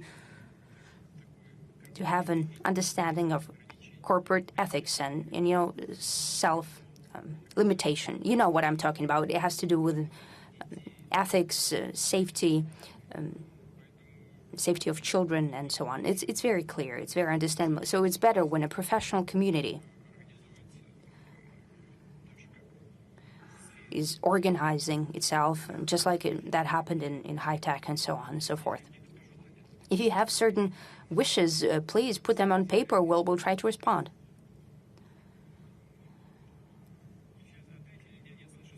I can hear. There are people who gain popularity very fast, but they don't have people who have experience with businesses. They don't know how to register themselves as entrepreneurs, how to pay taxes. There are a lot of young people. They don't feel this responsibility. So what I would like to have is that for a majority of people who are working as bloggers, to have certain hints for them to be shown the ropes, and we'll be treating our work responsibly and continue to create. Yes, to have chaperones, guidance, to have guidance, that is very important. You have highlighted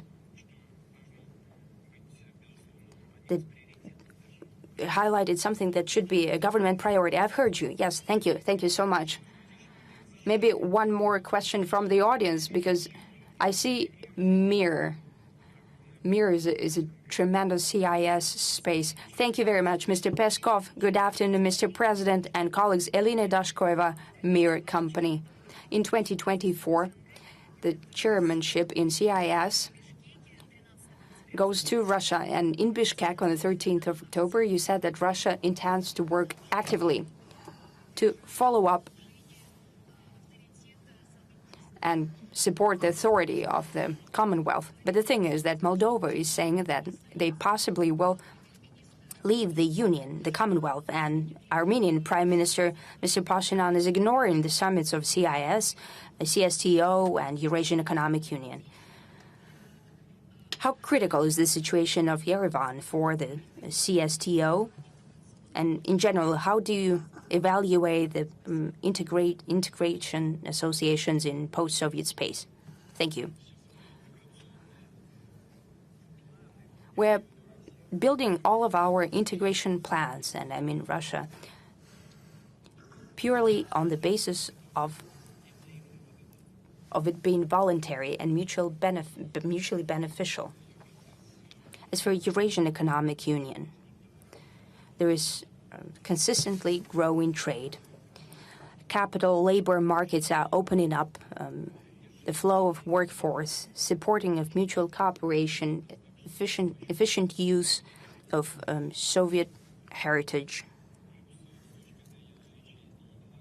meaning we have one transportation infrastructure and so on, that we have the language of international and ethnic communication. Mr. Tokayev presented an initiative to create an international association to support the Russian language, and we're thankful to him for that. These conditions are increasing our competitive edge on global markets and also helps solve issues in not only in economy, but as an end result in social sphere and improving the welfare of our citizens. If Moldova does not want to be a part of that process, well, that means that this is the choice of their leadership. Let it be so. Moldova is one of the poorest countries in Europe. Quite recently, it was the poorest country in Europe. Now, Ukraine has taken over this honorable spot. Well, if the poorest country in Europe is teaching us, or is receiving energy at low prices from Russia, and if it wants to follow the example of Germany, where they're receiving U.S. energy at 30% higher rates than previously from the Russian Federation, well, if they have some extra money, let them do so. The same applies to other dimensions, for example, agriculture. The produce markets are used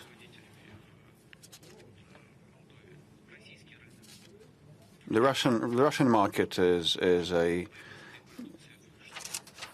desired destination for the Moldovan farmers, and you know in Europe the so-called allies of Ukraine cut off their supplies, agricultural supplies, preventing the supplies from entering their soil. They just block roads for the Ukrainian cargo operators. They have their own interests. Where shall the Moldovans sell the produce of theirs? At a certain point, they stated they would decline to buy our gas, but actually they have continued buying it. Let them act as they want, as they please. Actually, would not see a lot of value of this nation being present as a member of the CIS, but we are not turning them down. If they want to cooperate, we are eager also. If not, it's up to them. As regards Armenia, there are some complex developments around Karabakh. But it wasn't us who declined Karabakh, abandoned Karabakh. It was the Armenians who accepted Karabakh as part of Azerbaijan, and they hadn't informed us that they were going to make this decision. I'm just stating this fact. There are both advantages and drawbacks to that, but it so happened they have very difficult and complex domestic political developments there. I do not think that it would be in Armenia's interest to withdraw from CIS, CSTO, and other structures, the Eurasian Economic Union. But at the end of the day, nations are to make their own choices. As regards the absence of the Armenian Prime Minister at joint events, as to our knowledge, this has to do with some of the domestic developments in Armenia. It is not about whether they want to continue working within these integration groups or not. We have many questions. Small and medium enterprises is a relevant topic. These people helped Russia survive through the sanctions. Vasily Babin-Sofizhevsk, a video phone in. Mr. President, good afternoon. My name is Vasily. I am from Udmurtia. I represent Bangli Boo brand, producing garments for adults and children, such stylish combos. And the other day, we won the contest No Hours from the Strategic Agencies Initiatives Agency, and we have been able to receive promotion and ramp up our revenues and sales. Another company, Splav, produces tourist clothes. With the start of a special operation, they have been able to ramp up their sales because of the military and servicemen and the mobilized ones. This is a happy coincidence, as it seems, but the question is whether we can, in the current context, shape the system of support for the Russian brands and entrepreneurs so that it should not be one-off chances. Well, you have mentioned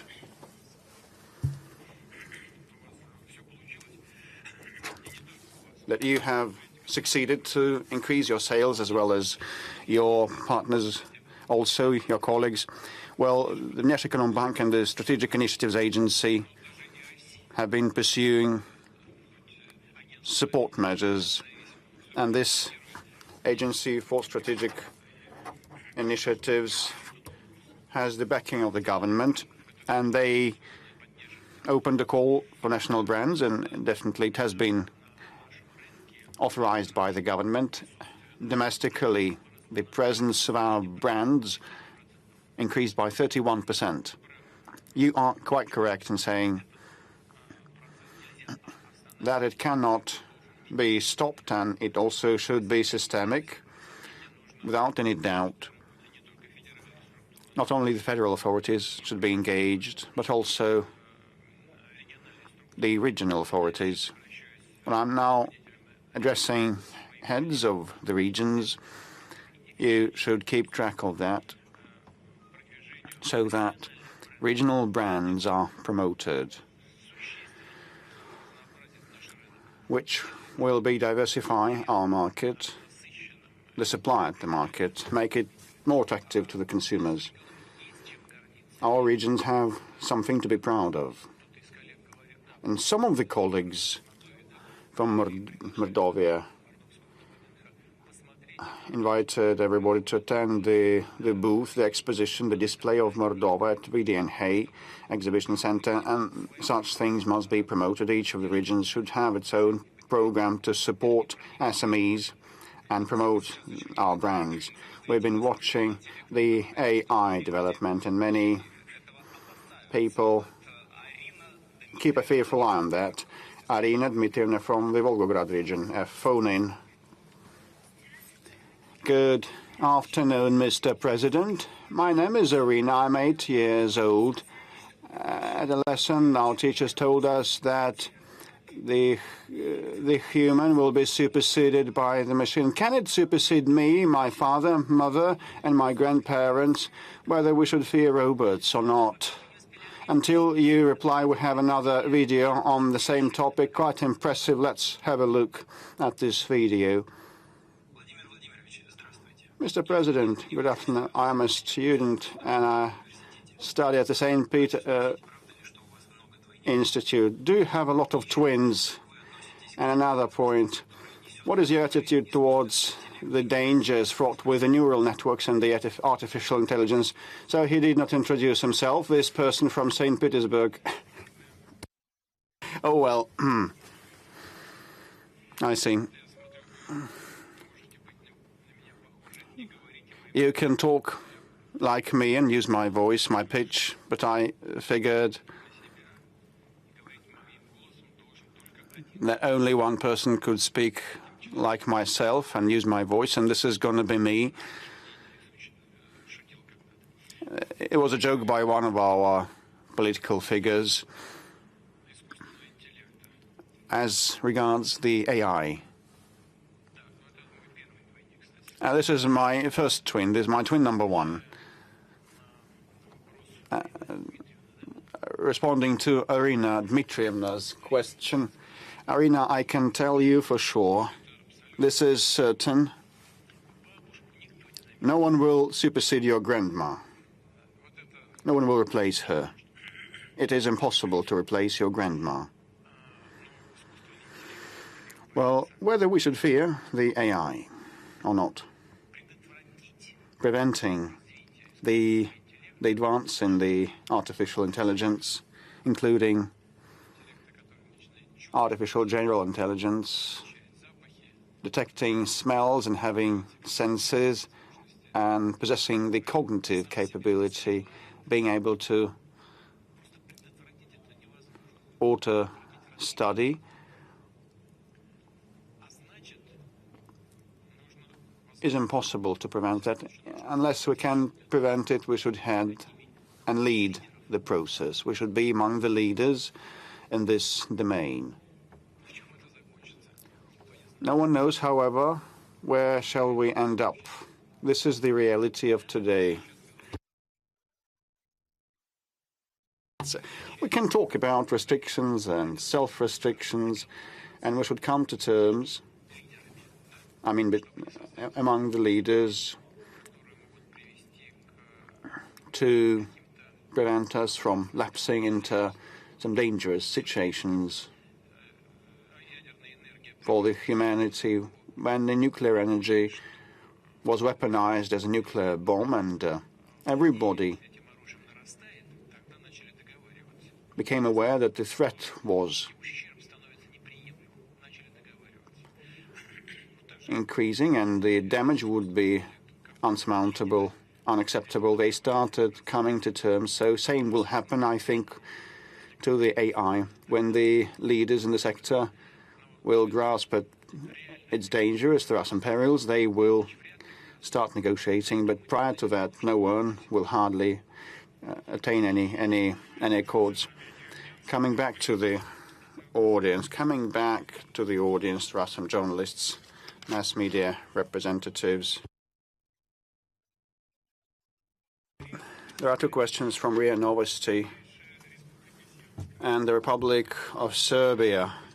First of all, RIA Novosti news agency, and then Republic of Serbia. Elena Gushakova, RIA Novosti. Well, the general agenda includes items of the special military operation and the new regions, the domestic agenda, but there are other regions that are also suffering from difficulties. Like, let me mention the Belgorod and the Kursk regions living in a dire situation, being target of shelling. And a colleague of mine from Voloyska Zvezda newspaper says that shelling and bombing has become their routines, daily routines. Do you think enough is done today in order to protect these residents and defend their homes and households? And my second question is about the enterprises. Like, there is a huge factory in Shebekino, and whether the government helps them, and whether entrepreneurship should proceed there during the hostilities. And we have a question, calling from Shebekino, from a business lady. Elena Rasitsina, CEO of a factory in Shebekino. In June, many enterprises became targets of terrorist attacks from the Ukrainian armed forces and were ruined.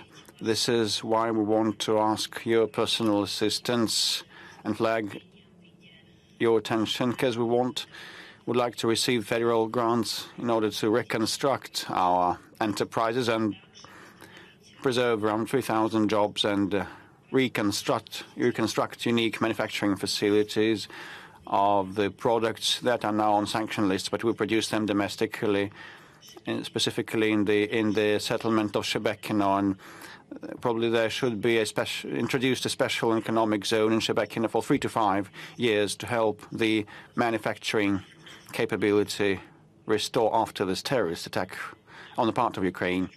I'll answer briefly. I think the context of a special economic area in Shebekino is a good idea, and that should be backed. I'd ask the government to make such a proposal in the near future. We should preserve jobs there and guarantee the restoration of the economic activity in that area.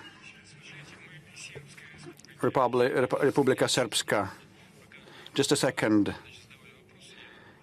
While the question was asked, I also read one of them in the big screen. It is important. There's a family with kids, and they have a mortgage loan. The mortgage, the family mortgage, is going to expire by July next year. And the government is now thinking whether to extend it or not. The government should look at the real funds and capability of the federal budget, but probably we should extend the family mortgage with a minimum down payment of 20% and the rate of 6% per annum. But if you have 3 kids, probably subsidies would flow in around 450,000 rubles. So this is something we should contemplate, and I will instruct the government to prepare a proposal on that. The Republika Srpska.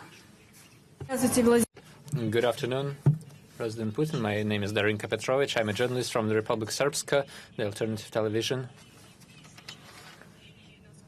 We're all, and you've been talking about the serious situation all over the world, about the conflicts ranging from Ukraine to the Middle East, and naturally this also affects the Balkan region, and this complicates the already serious and aggravated situation, especially in Bosnia and Herzegovina and the Republika Srpska.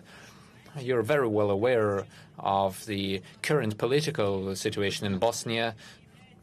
It is de facto a Western protectorate. We are working under the illegitimate office of the High Representative, and the Serbians are accused of supporting Russia and accused of having good brotherly friendly relations with your country. And the authorities of the Republic of Srpska are being accused of the so-called expansion of the malignant Russian influence. The Republic of Srpska doesn't have any Russian media outlets. It doesn't have Russian missions. On the other hand, there's an inundation of the Western media and various organizations of the kind. I would like to ask you, what is your vision of the future of the Republic of Srpska and the entire region? How could you comment on that, keeping in mind that all the major wars always started in the Balkans? I have many other questions, but I don't want to take the time from my colleagues. We'll leave this for later, when someday we have an interview with you. Thank you. Thank you. I will try to be brief as well. We are well aware of the situation in the Republika Srpska and in Bosnia and Herzegovina.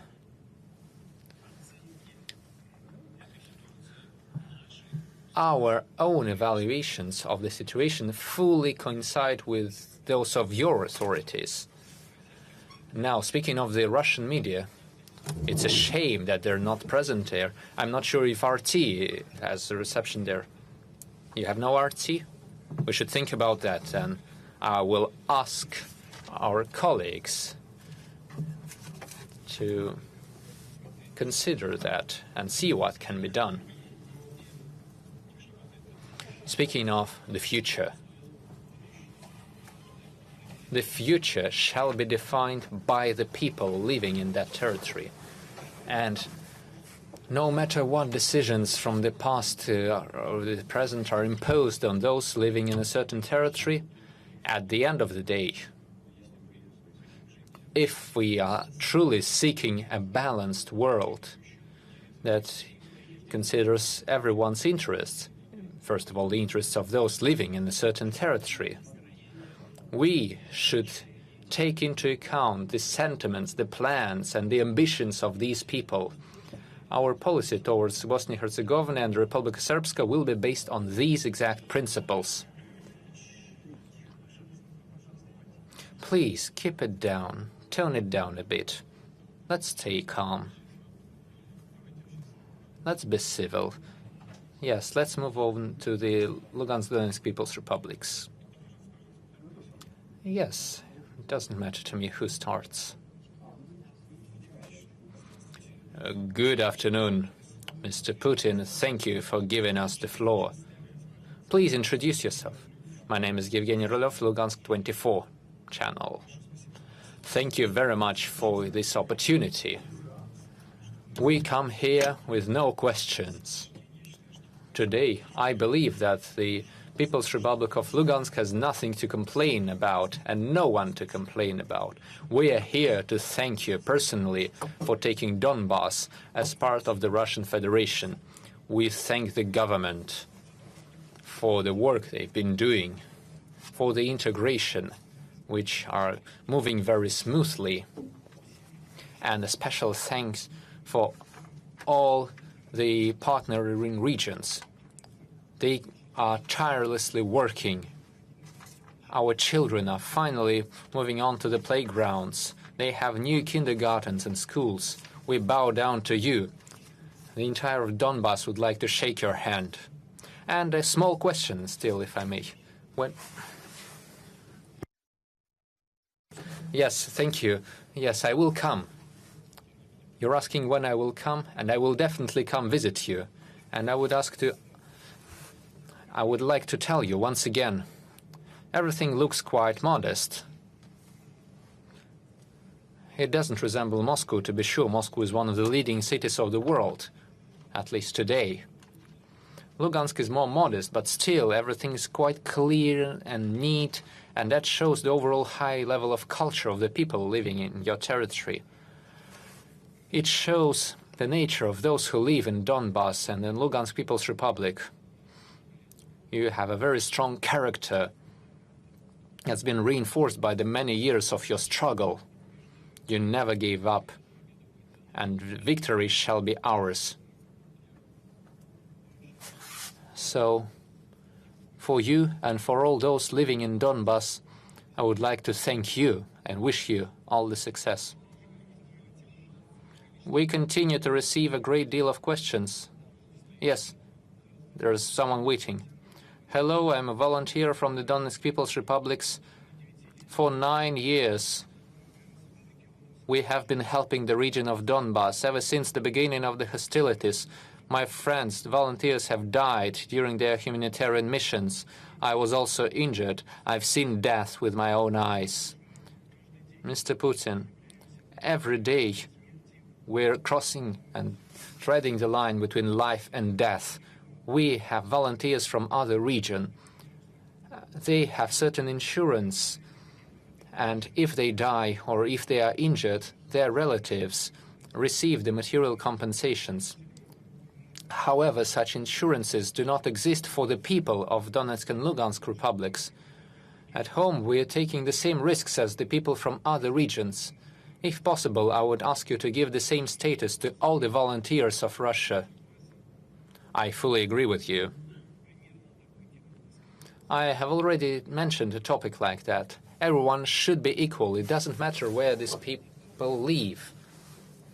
It doesn't matter if they were Russian citizens when they were injured, in your case especially.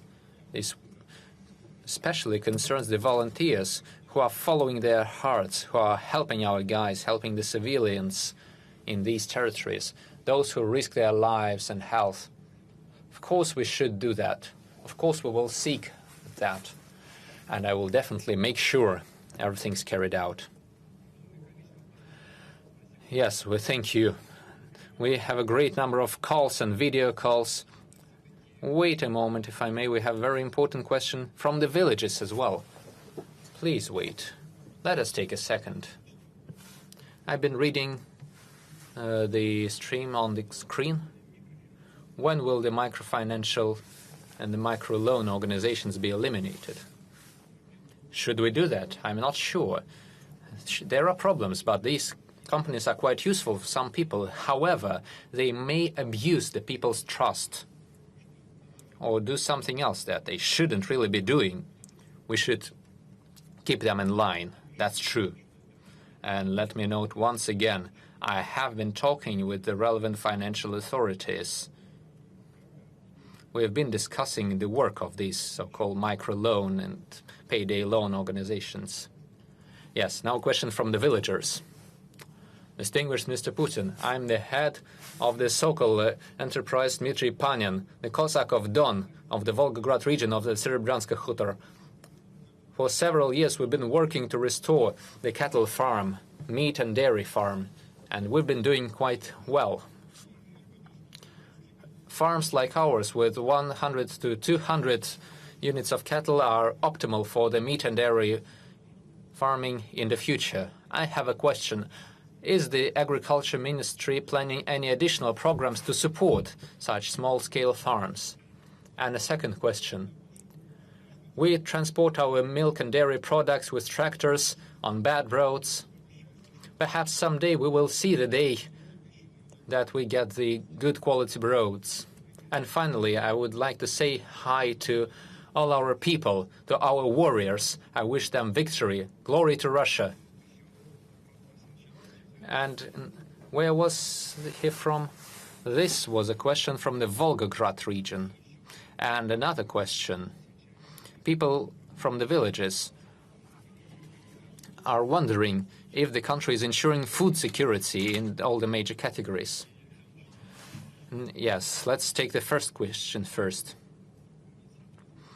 The Agricultural Ministry has numerous programs to support the agriculture sector, and we're allocating great financement for that. However, it takes active work from the villagers to achieve the results, and the results are quite good. Speaking of small-scale farms, out of all the volume of aid provided by the state to agriculture, 40% is allocated to the farmers. And the farmers are getting more numerous. I think about 15% of the farmers ensure the overall demand on the domestic market. Their produce is quite diverse, and they can further diversify our domestic market of agricultural products, and that's also good. Now I would like to address everyone working in the villages, the large-scale farmers and small-scale domestic farmers. I would like to thank you for your results this year. Once again, we're seeing record high yields, 150-something million tons of grains have been produced this year. That's the overall figure in the gross product. The final figures will be about 146-something million tons after processing. This includes the so-called new territories, who also produce 5 or 6 million tons of grains. The results are very good and solid. I was talking about the Ministry of Agriculture today. We were mentioning the lack of supply for chicken eggs, as well as poultry. There's something to criticize them for. However, the overall results of the agricultural sector can be seen as very good and solid this year. It is thanks to the efforts of the Agricultural Ministry too. They are worth of praise and a good evaluation.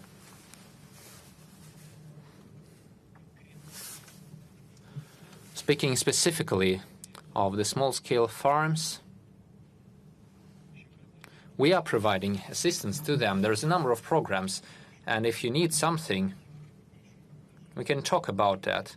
I would ask the authorities and the leadership of the Ministry of Agriculture to contact your enterprise and talk about it. We have several options for the support of small farms. We should use the existing opportunities. There's no need for new ones. And for you personally, I can assure you, we will continue working. The ministry will contact you and talk about it as well. Speaking of food security, rest assured, the Russian food security is ensured. We have certain problems definitely relating to seeds. First of all, seeds, I'd say, of various plants. We have a lot of work ahead of us. We have the selection issues. We have national programs to the year of 2030 on seeds specifically. Well, I think it's up to 2030. And it's also active. We're working on that. The necessary financement is allocated. This is a problem that we should solve, and we will seek a solution. Mr. President, the next year in Russia is the year of the family. It's a great reason to remember our loved ones. You said that there's nothing better than a family with children. This year I became a mother. My daughter turned 6 months today. The topic of children is a very delicate one. Sometimes it happens that a woman learns of pregnancy, and for certain reasons, they may decide to abort their pregnancy. This is a very hot and pressing topic today, and it is of concern today. Let me read a couple of addresses from Moscow. We ask you to stop this mess with the abortions. The ban on private clinic abortion would increase the load on the state hospitals, which are quite struggling under the new reform. This would result in a black market and increased mortality among women. That is ridiculous. What do you think of that? Is there a ban? Not yet. Well, now the number of abortions in private clinics is reduced. Why are they speaking about this dire situation with the abortions? I have just remembered the bans. The anti-alcoholic company. It resulted in the fact that people started consuming surrogates, and they were getting poisoned because of that. So in this sphere, we also need to be very careful. Of course, I know about the position of the Church. And the Church cannot have any other position because they are fighting for the life of every person. And it has its own opinion about abortions. I have just mentioned the tragic results of the anti-alcohol campaign. But the state is interested in this because it is a demographic problem. So after women get to know that they're pregnant, it would be better for us if they decide to preserve the life inside of them. Of course, we should keep in mind the rights and the liberties of every woman. Well, if we're speaking about solving this problem, first of all, there are minimum 2 spheres. First of all, we should remember about our traditional values. One of them is a large family.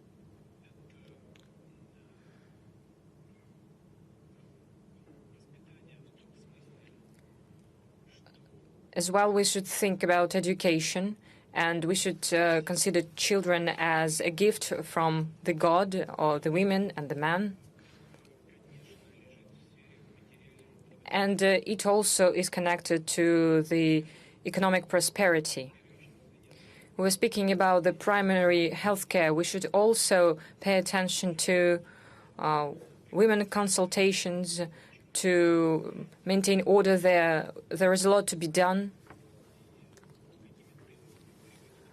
We should understand how and at what pace we are going to maintain order in the regional hospitals, birth wards in the regional hospitals.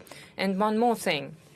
We also need to think about how we will keep working further to support families with children. I'm speaking about mortgages, benefits, subsidies, and all the necessary instruments that were developed by the government, if we're speaking about supporting families. Now let's return to the regions, to the journalists. I see a row in the middle, the turn to the east. Please introduce yourself. Hello, Mr. President. Pavel Zaitsev, public television of Primorie. Well, it's not so far as our colleague from Magadan. Well, turn to the east. This is a global strategy. We have spoken about it, discussed it previously. And now gradually the program is being implemented, especially economically. We have touched upon many spheres, for instance, railway, car transport, planes. That is what Far East is concerned about. But we are speaking about gas supply to friendly countries of Asia. You also spoke about gas supply. It is very important, especially for the Far East. So, is the Asian market a good perspective for us? What are the prospects? What will it result in? And I would also like to ask something else. Many Russians have these questions. We encountered on many websites and internet platforms. There is a sanction pressure, enormous sanction pressure on Russia, and there is a difficult geopolitical situation. Why gas is still supplied to the West, for instance, to Moldova that you mentioned, especially through Ukraine.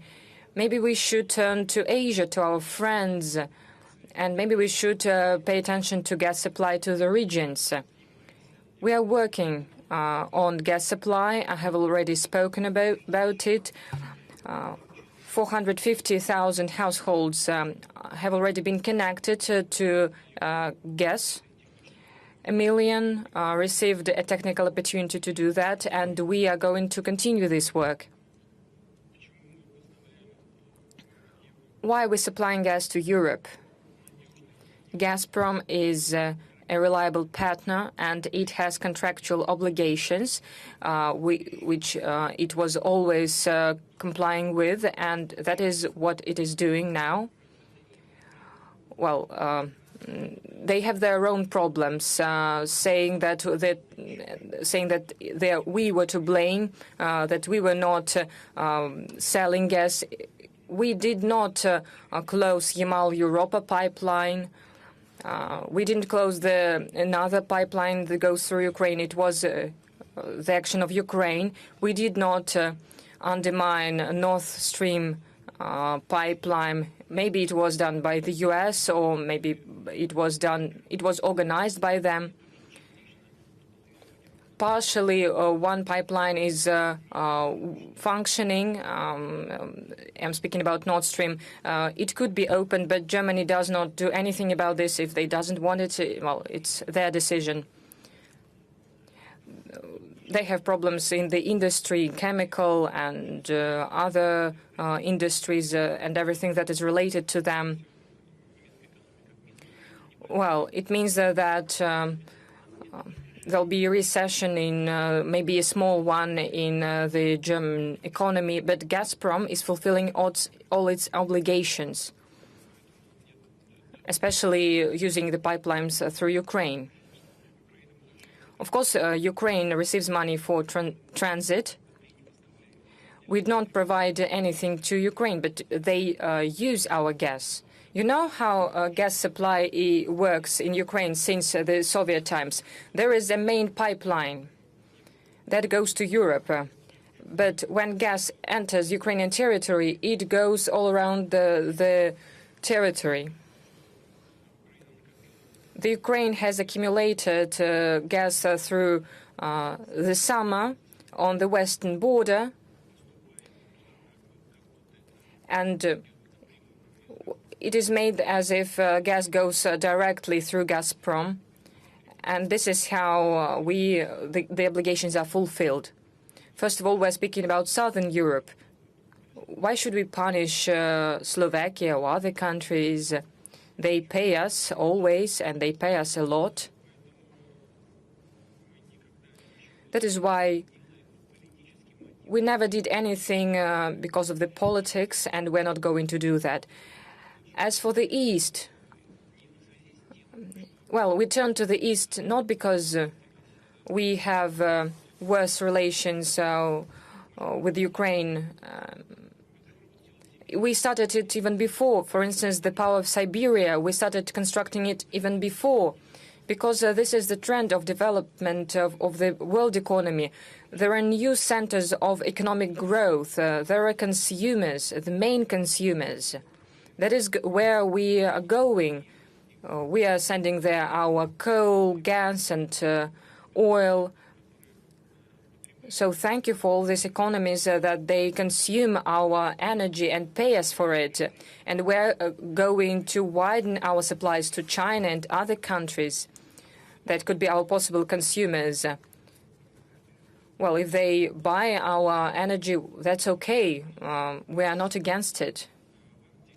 As for the Arctic, for instance,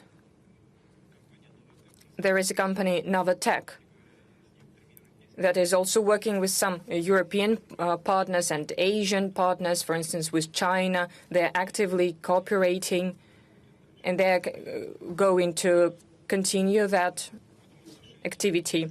So in this regard, the situation is stable. It is not based on a political situation, but on fundamental interest of Russia of orienting to the emerging economic centers.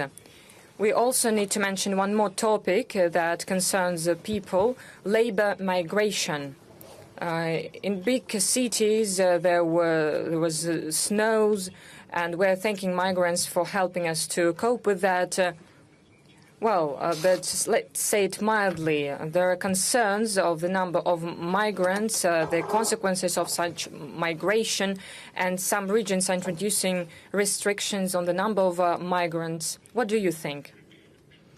It's a difficult problem, and it is characteristic for many countries, for us as well. There are more than 10 million of migrants. But let's take labor market. 2 and 9% is the level of inflation, unemployment, and so it's very low. But it doesn't mean that we should do everything and in detriment to the people of Russia to solve the economic problems, solve the labor market problems. Of course, we need to work with the migrants. But first of all, we're speaking about qualified labor. Of course, we need less qualified workers. We cannot do without them. But we need to cooperate with our partners, with the countries where people are migrating from. Our friends from these countries, they're in favor of that. They open Russian schools with Russian language classes. We open our offices of our universities and institutes. They need us to send, and they ask us to send our teachers, to send our school books. Moreover, all migrants, without any doubt, should respect our laws and traditions of the peoples of the Russian Federation. The authorities should monitor this, and they should react rapidly to the violations. We should create good conditions for migrants. I have seen on these boards, on the screens, there was a question: how much are we going to spend on solving the social problems, social issues of the families of migrants? Yes, this is a sensitive question. We cannot just leave these people, these women, children. We should influence them. It's not simple. It's not black or white. In some schools, there are more children of migrants than of local people. So we need to work with them. We need to prepare them. We should not say that the problem appears just now. We need a special organ for that, not only the Ministry of the Interior. We need a special organism that would analyze this problem comprehensively and would find solutions to every aspect of this issue. A lot has to be done, but without any doubt, we need to, first of all, be guided, and I would like to point that out for everyone, for all the levels of the authority. We first of all should be guided by the interests of the local citizens of the Russian Federation. There were many messages and many requests to you from the citizens of many European countries, citizens from the US, to give them Russian citizenship. Italy, Switzerland, different countries, Germany. And the histories that people describe are just drastic. For instance, in Sweden, a family had to leave their house. They were evicted from their house, and they want to live in Russia now. There are rules, certain rules. There are laws about obtaining Russian citizenship. We welcome all the law-abiding citizens of other countries that want to move to Russia and want to tie their destiny and the destiny of their children with Russia. Maybe there is no mass influx compared to the number of migrants going to the Western Europe from Africa, Middle East, or to the US from Latin America. That influx will soon change the ethnic composition in the United States. And the share of Latin American population will increase. We need to closely follow that. However, what you've mentioned, the category of people that you've mentioned, people who fully, consciously, not due to economic reasons, but for other reasons want to move, we're well prepared to accept them. Well, we have crossed the line of 4 hours. Shall we do a speed tour? Who did you wish to become when you were a child? Well, I've spoken about that before. I think that every person throughout his life, in different times of his life, has different values. I wanted to be a pilot, but my main one, when I was in high school, I wanted to be an intelligence officer, and I became that. A New Year question: what do you like more, herring in fur coat or Olivier? It depends what you're drinking. What's the most memorable gift from Father Frost? The most memorable gift, and I think that many people in the audience and those who are listening to us, they will agree that the greatest present for them would be children, and the children of our children. That's a gift from God. What kind of advice would you give to youth? Incidentally, going back to gifts and presents, I think that what's the most heartwarming is not the gifts that we give, however, but the gifts that we give. Because we're looking in the mirror and thinking, what a great person I am.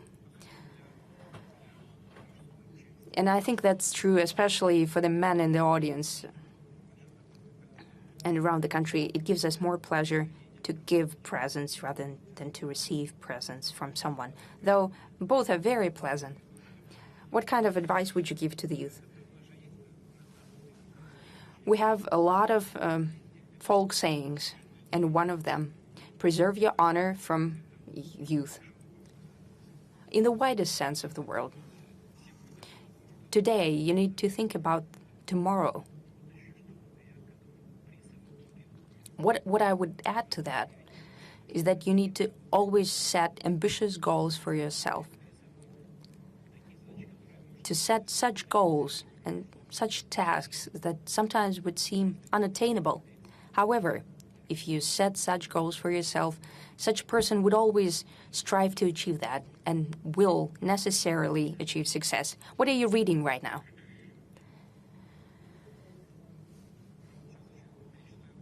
Well, I will reread the penal code, I think, because some think that our punishment is too harsh for a certain minor delinquency, as our colleagues think. Well, I don't have a lot of time for reading. At my bedside table, so to speak, I have a volume of poems by poet Lermontov. He was a genius young man.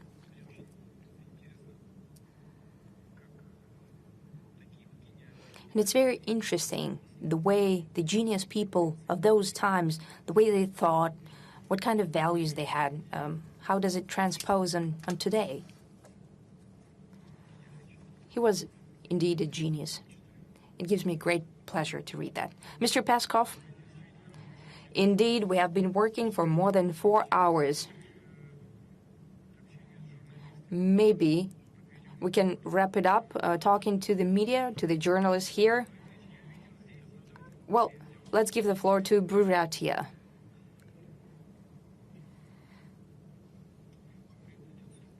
And Buryats do not go back, do not recede. As you said, they don't run away. That's not what I said, but our hero, yes. Good afternoon, Mr. President. Yekaterina Yelistratova, Ulan-Ude, Republic of Buryatia. As you know, we have a unique center of Eastern medicine. That's the only center in our country where they treat using traditional and non-traditional Eastern medicine. Right now, they're helping in rehabilitation of those who served during the special military operation. There is great demand, and we want to expand. We wanted the servicemen to receive a lot of rehabilitation because indeed people are bouncing back. We have good examples. We'd like to ask to help create a new facility building and to give us the status of scientific and research institution. Thank you. I just need to have some more specifics. Where specifically it's situated? Okay, we have just one such center. Yes, we'll take the contacts. And okay, excuse me. Let's move over here. Over here. Yugra, please. Mr. President, hello. As the outcome of the August conversation with the members of the government, you gave the task to review the possibility of creating a railroad connecting Siberia, Yugra with China. How realistic this project is, and when can we expect its implementation? Yes, it's a necessary project, and the government, as well as Russian railroads, looking at different options. It always has to do with the investment program of the Russian railroads. Of course, now the most meaningful development is the Eastern Polygon. All of our effort is focused there. However, this direction also has to do with that main line, with solving the mainline tasks. I won't lie to you. I'll ask Mr. Belozorov and Mr. Belousov, who's responsible for that in the government, and we'll get back to that question and look at it. Thank you. Siberia. Let's go to Siberia. Good afternoon. Yelena Belaeva, Irtish, Omsk News. We already spoke today about the turn to the east. Right now, we have specific economic interest in that. And now, Omsk region is at the crossroads of major transportation routes. As you know, we have the Trans-Siberian main line. We have Irtish as a navigable river and a federal main line connecting the east and the west of the country. And the main transportation is done to Kazakhstan through the Omsk region as well. However, we have an issue, a rather lengthy leg of the road in great demand. Tumen, Novosibirsk is just 2 lanes. A lot of accidents happening there. I travel it myself. I see a lot of trucks lying on the ground on the roadsides. Do you plan to expand this highway? And in order to solve those logistic challenges that the country needs, we also need a major modern airport, international grade airport. Can we expect to have federal support? Well, look, at the beginning of our conversation, we were talking about highway, Moscow-Kazan, and later to Tumen and Novosibirsk. We want to create a ring there. We have money allocated for that, and these projects are being implemented. As for specifically this leg, I need to take a look at that. I'll ask Mr. Kusnuling, but it requires major investment. You know, we have to implement what we have already scheduled, what the construction and outlines have been drafted and so on. But I'll talk to the Transportation Ministry and the responsible Deputy Prime Minister, naturally. We'll think about it. Please don't shout. The final question. We have been working for more than 4 hours now. Andrei Kolesnikov will wrap up this part of the press conference. Kommersant newspaper. Mr. President, you spoke yourself that the world will never be the same again. If you had if you had an opportunity, what would you tell Vladimir Putin of the year 2000? What kind of advice would you give to him? Would you warn him about something? Do you regret anything? What kind of advice? I would say that you're going the right path, comrades. What I would warn him against, from being naive and being overly trusting towards the so-called partners. As for advice and recommendations, you need to believe in the great people of Russia.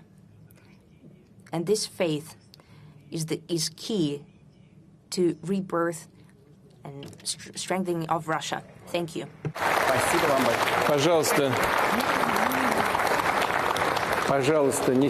Please don't be cross with me if I didn't answer all of your questions, but indeed, it's high time to wrap it up. Thank you very much. Goodbye.